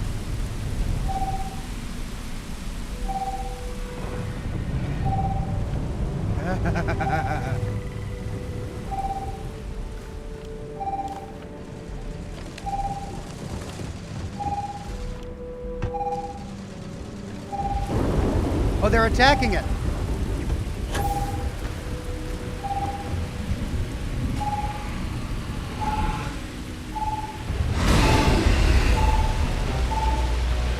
Found me. Power levels insufficient. Proceed to next.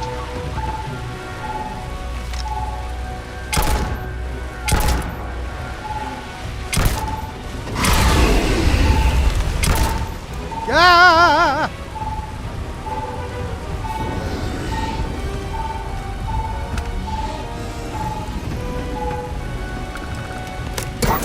Online.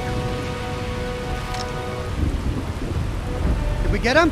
Ah, I don't get it. Factories in the middle of nowhere are usually connected to the military in my experience. Shut up, Barrett!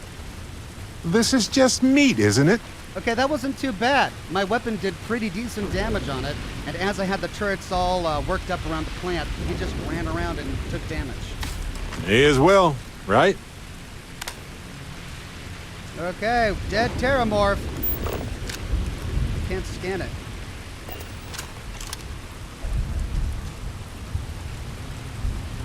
Okay.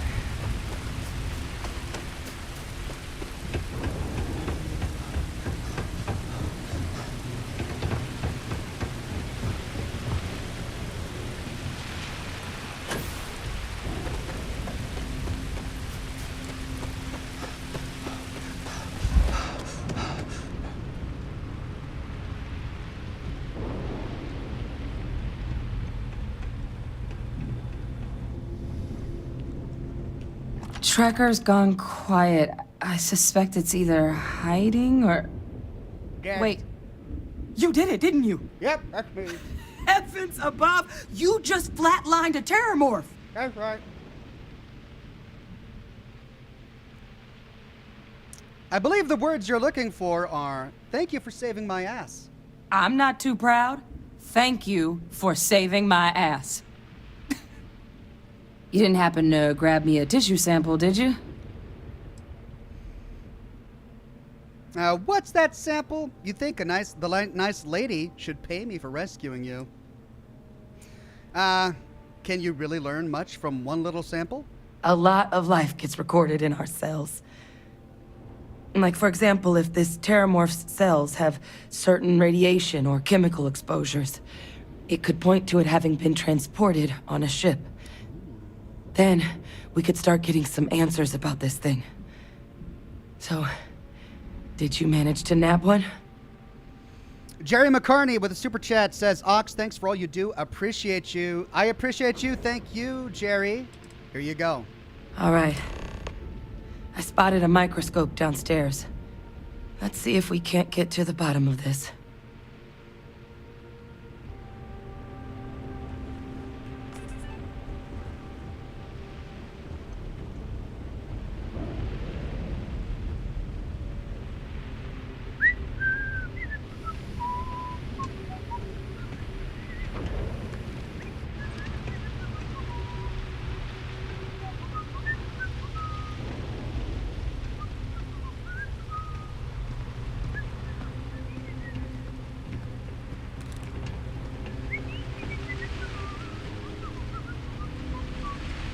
Oh, gotta catch up. All right, walk again.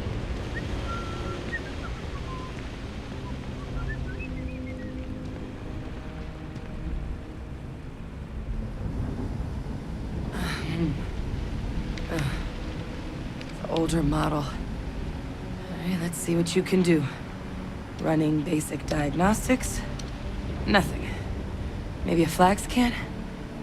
No. Spectrograph.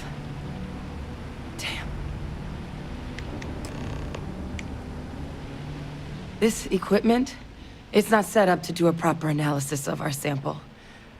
But this terramorph being here, of all places, it doesn't make sense.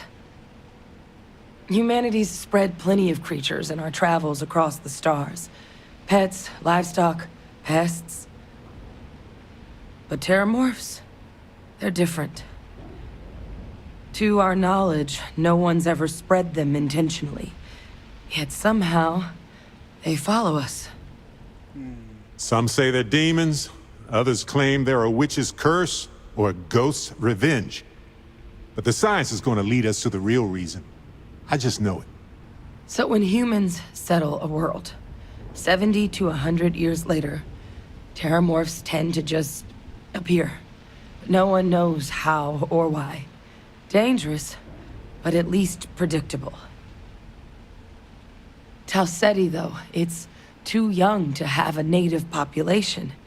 It's only been colonized 20 years? But then the other option, that someone captured one of the deadliest predators in the galaxy just to wipe out some settlers minding their own business? That seems awfully implausible.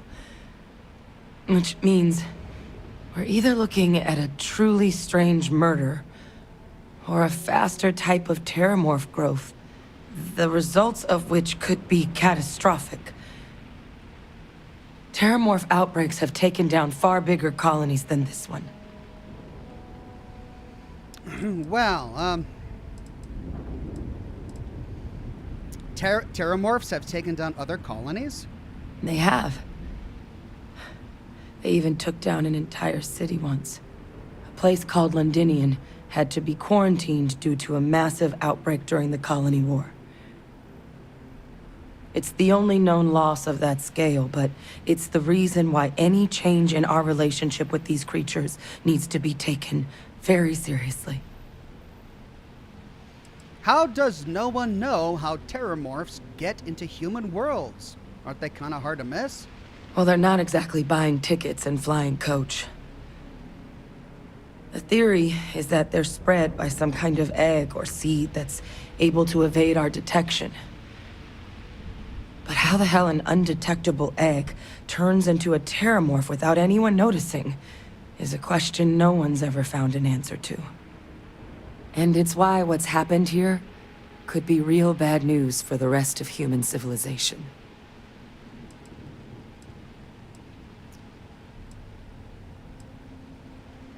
That feels like a big leap to make from a single sample. You're right. We don't have enough information. Time was, I had access to one of the best repositories of terramorph research in the galaxy. Seems a natural place to start looking, if I can figure how to access it. But we also need to get this sample properly analyzed, get confirmation on just how concerned we should be. Luckily, I think I know just the person to help with the sample. What would you say to delivering this to him for me? Yeah, I'd do it myself, but I need to call in some favors. See if I can't get access to that terramorph data. Plus, maybe just pop by a hospital for a little bit. Clear it with your commander first if you have to. You can even show them this. My gene tag. Tell them Hadrian Sanan is worried there could be more attacks on the horizon. They should recognize the name. Why would my commander know who you are? Are you with the UC military too? I was. Long time ago. Family tradition. But I know some of the folks from my old unit moved into the Vanguard. A couple even owe me favors. If I'm lucky, your commander is one of them. Not sure that's gonna be possible. I've got plenty on my plate as it is. I'll mention it, but I'm not making any promises, or don't worry, I'll make sure my commander agrees. Oh, you don't understand what a weight off my shoulders that is. I need Dr. Percival Walker to put together a sample analysis for this thing. Full workup. He'll know what that means. I'm not sure exactly where to find him, but last I heard he was contracting with the Trade Authority on Mars. Back to Mars? There's a place called the Sixth Circle in Sidonia. Bar run by some old friends. I'll meet you and Percival there. Okay. And here. It's not exactly a bounty, but you certainly deserve them. Should cover the cost of fuel to Mars, at least. Fuel hasn't Now really been a please, problem. go check in with your commander. We need to know what we're dealing with. Okay, will do. I mean, this has certainly been worth my while. I got a brand new cool gun.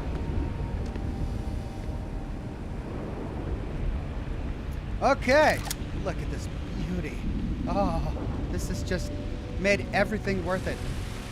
I want to use this for everything, all the time, forever and ever. What is that? Oh, that's where I came from, right? Yeah. Should we do one last run around? Make sure we got all the loot and lore? I think I was pretty thorough. Were there any habs that I missed?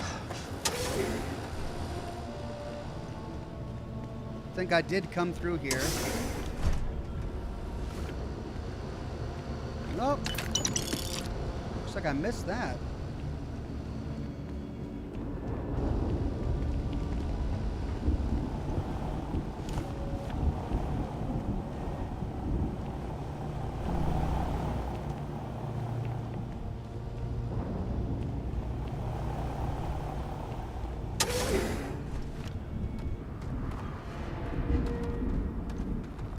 Yeah, so that's what this quest was designed for me to lure it down here. But I ended up killing it before it even got there. What's this? An Ankylosaurus? What? An Ankylosaurus? Like a real dinosaur from Earth? What? Is this the sequel to Jurassic World or something? Or did they send dinosaurs to space? I'm so confused. It's an Ankylosaurus? Hello, what do we got here? Hey. Ooh, Radburn. Rare item acquired, a rad burn. I'm getting all the good stuff today. What's a rad burn? Oh, it's a named Eon. Radioactive, randomly deals radioactive damage and demoralizes the target. Compensator, white hot rounds, hair trigger, into binary trigger. Is this like a named pistol? Not a randomly generated one, but like a statically made weapon?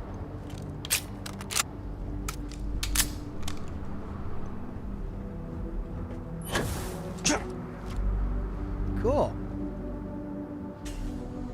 Well,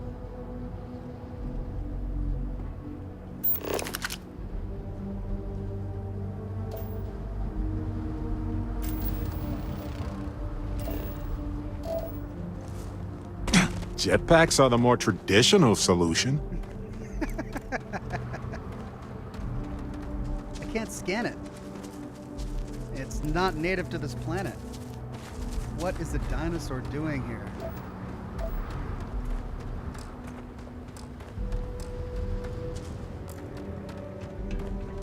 Look, I love meat like a lot of folks, but feels like we could have figured out something more humane by now. Can't believe all of these expert locked crates on this planet.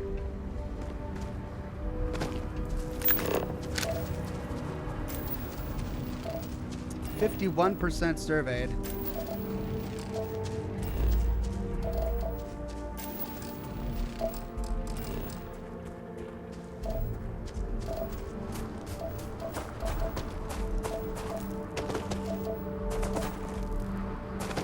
Carpy says, for your information, some of the books I looted have lore. I haven't noticed how consistent this is, but thought I'd share.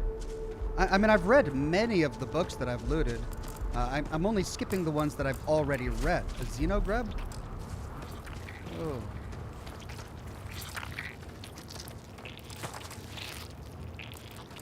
That's gross.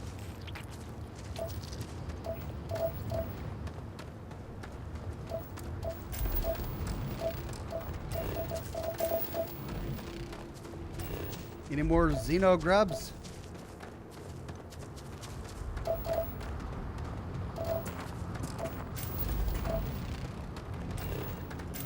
Art Pixel says there was a cutscene with the dino that you missed. The morph killed it in a brutal way.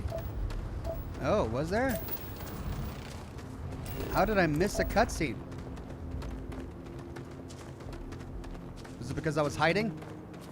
Alright, well, there's a lot left on this planet. 4 fauna, 3 flora, and 3 more resources. I'm not going to get it all today. You'd think that would be a fauna, or a flora, but no.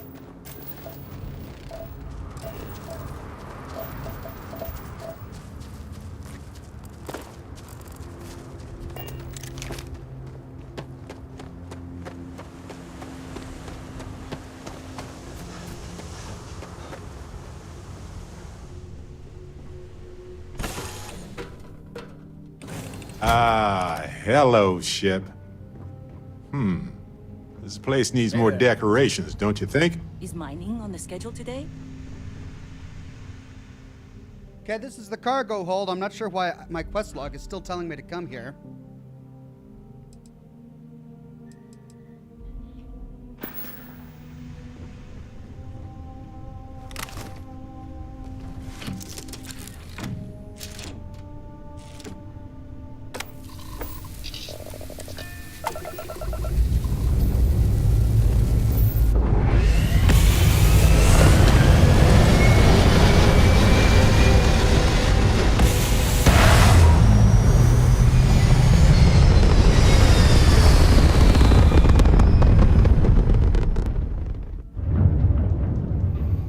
Okay, we need to go back to Vanguard.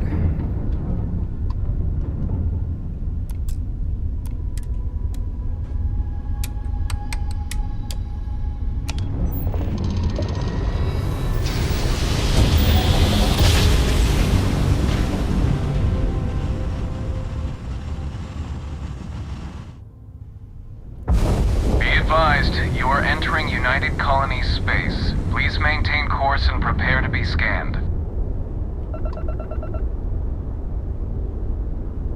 Scan complete. Go ahead and land.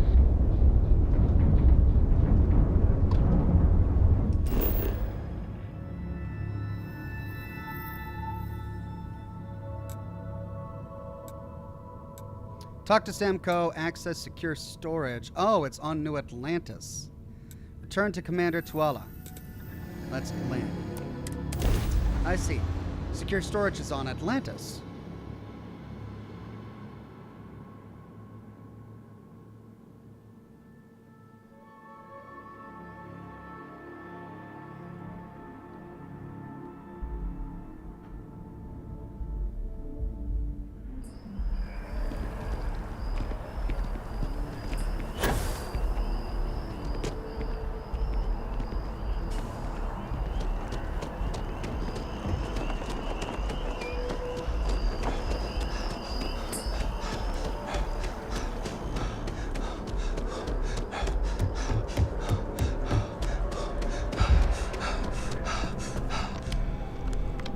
Look who's back. All set with that probationary mission? We can do your debrief and formally welcome you into the Vanguard whenever you're ready. I need your permission to deliver a terrormorph tissue sample to Mars. A terror? What? How did you walk away with the terrormorph tissue sample running comms repairs? What happened to the settlers? The thing that ate the settlers and nearly ate me wasn't really interested in the repairs, or things didn't go as advertised. Only one alive was a researcher who gave me a sample in a gene tag. No survivors, sir. All lost to a terrormorph which I killed. We'll do the gene tag. A gene tag? Let me see that. Sanan. I know that name. Let me check the database. A lot of this data's been classified. Here we go. Service record. Wow. That's a lot of commendations. Seems like she served with distinction as co-head of a UC Xenoweapons division. Faced tribunal at the end of the Colony War and was dismissed from duty. Guess that's why I'd heard the name before. If she's former Xeno warfare, though, well, we can at least be sure she knows her aliens. What the heck is Xeno warfare? In the run-up to the Colony War, the UC started a program with a singular goal. Find the deadliest, most terrifying aliens in the galaxy and have them fight on the side of the UC.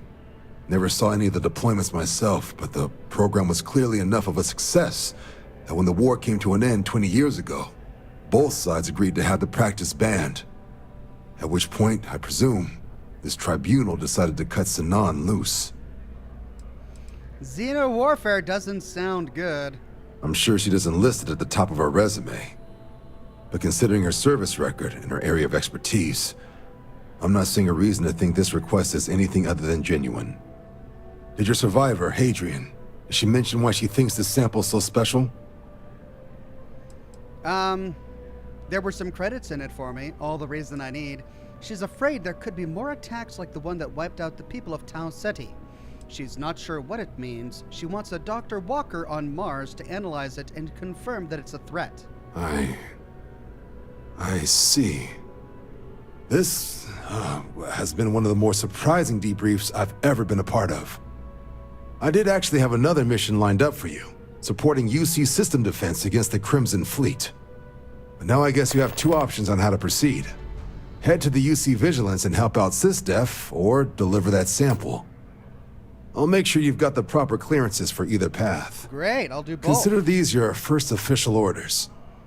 And here, so everyone knows you're working with the Vanguard. Welcome to the Navy, Captain. Vanguard's also got some custom ship modifications. You'll be cleared for access to them next time you're down at the spaceport. Talk to ship services. Ooh. Now, if there wasn't anything else, I suggest you move out. Okay, mission complete. Grunt work. UC Vanguard pilot power pack, UC Vanguard spacesuit, UC Vanguard space helmet added. Nice. New mission, delivering devils. Ask about Percival.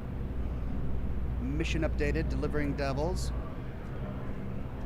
We've got a lot to work on from here, but I think I'm out of time for today, so I'm going to do a hard save here. And then that's gonna be it. Thank you for joining me for today's shorter Sunday live stream. My plans are, for the moment, to do a live stream tomorrow on Labor Day. I don't know how long I'll be able to stream. I think it'll probably be a long one depending on how my schedule pans out. So I'll probably have the stream up and running sometime in the morning tomorrow, and I hope to join you all then. Thanks again for watching today's broadcast and for watching my lore video this morning. If you missed the lore video, go ahead and check it out. We talked a little bit more during the lore video about that secret UC Xenomorph project that they used to bring monsters into combat. If you want to know how all of that started 20 years ago, that's the video to watch. It's all about Project Pet Shop. Thanks again for watching, everybody. Have a wonderful rest of your Sunday, and I'll see you all again very soon with more lore videos and more live streams. Bye-bye now.